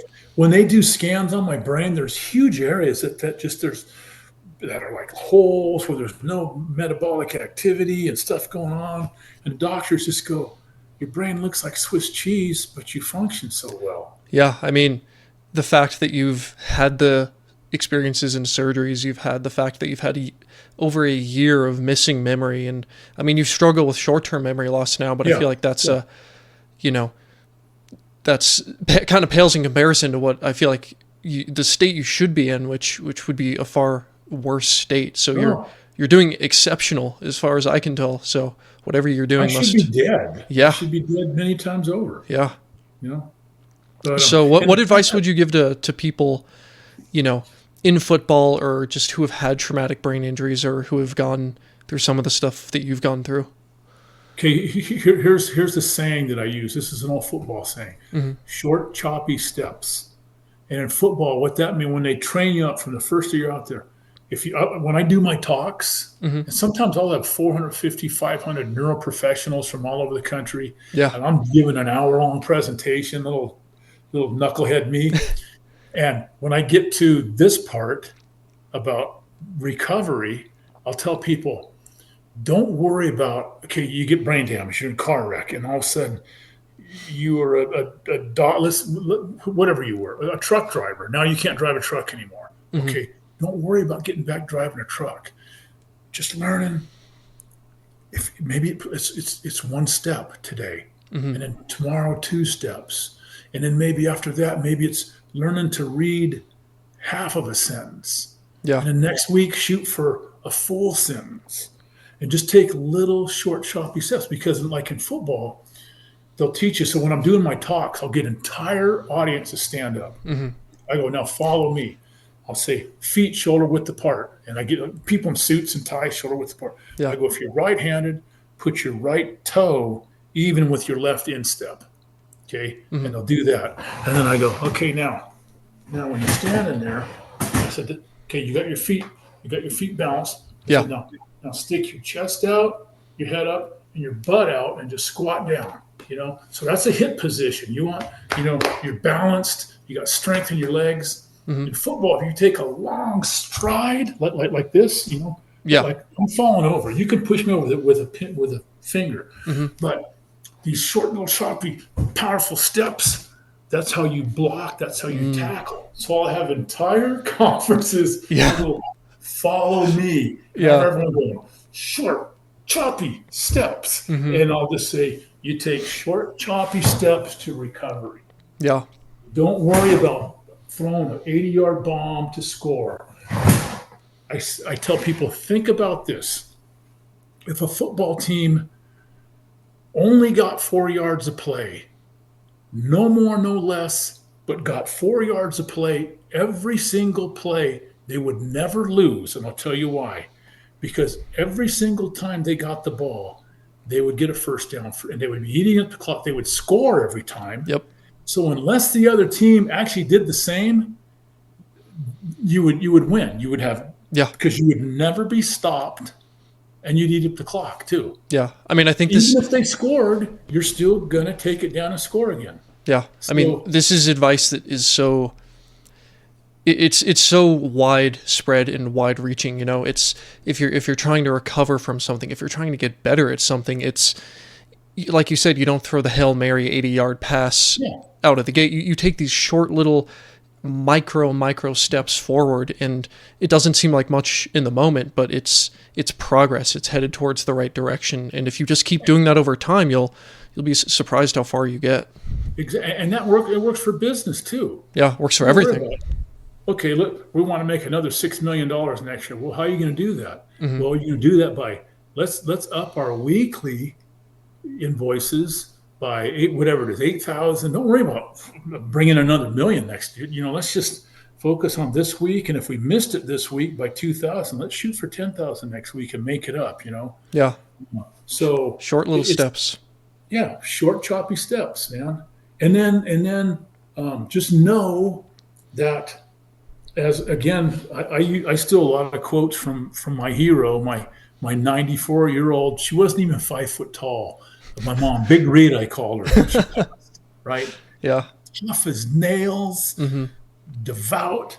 But she always used to tell us, something good comes out of everything, and put it in God's hands. Yeah. And I tell people the worst point of your life, if you stay on the path, and you do what you need to do. God isn't just going to give you everything. You need to work your butt off. If you stay on the path and do what's right, at some point in time, and it may be 38 years later like it is for me, you'll turn around and look back on that path, and you'll say, thank you, God, for all of those things that happened to me that I thought were horrible, because I would not be standing here right now, and now I understand, because now it's all worthwhile.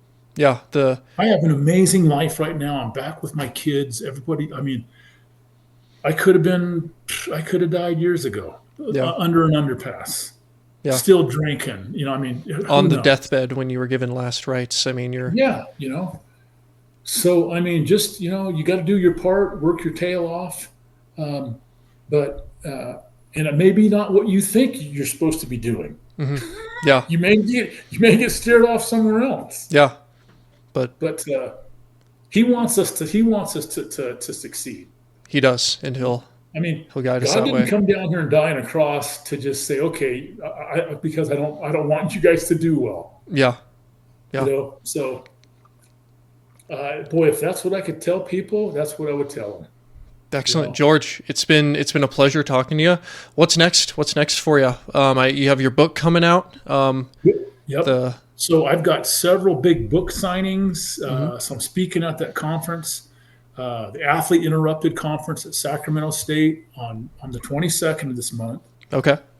I'll be speaking at a men's Bible study on the 23rd to 450 men Wow. at Destiny Church down in Sacramento.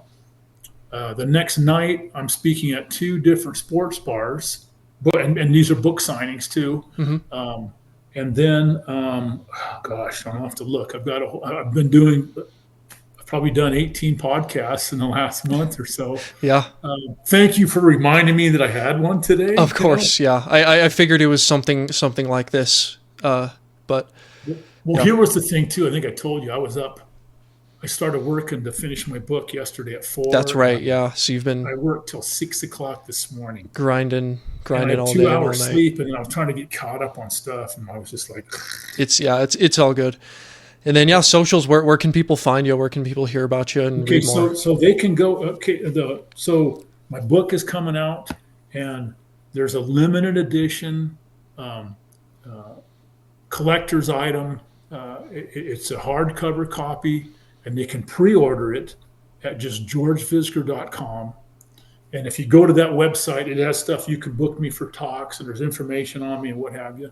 But they can pre-order the book, and it's going fast because originally they only had like, I don't know, 250 limited edition hard copies, and they're like, man, they're flying. cranking out a few more. Very good. They're going, and then my Facebook page is just George Visger, you know. And I also have a traumatic brain injury Facebook page. It's called the Visger Group. Okay. And it's crazy because there's also a Visger Group, mine's whatever it is. I'm not good. But another one came up recently, and they do like kitchen remodels back keys.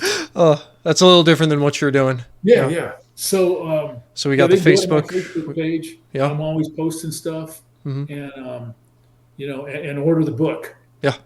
And then if they don't want the hardcover later on this month, paperbacks will be out Barnes and Noble, Amazon, all the usual characters. Awesome. So, yeah.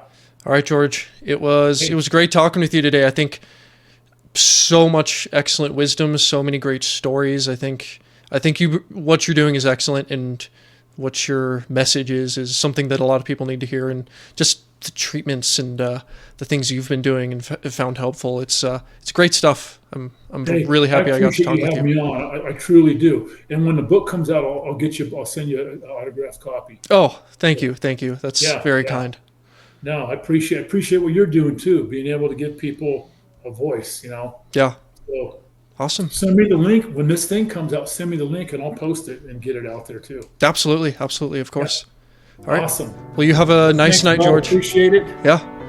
And remember, short choppy steps. Short choppy steps.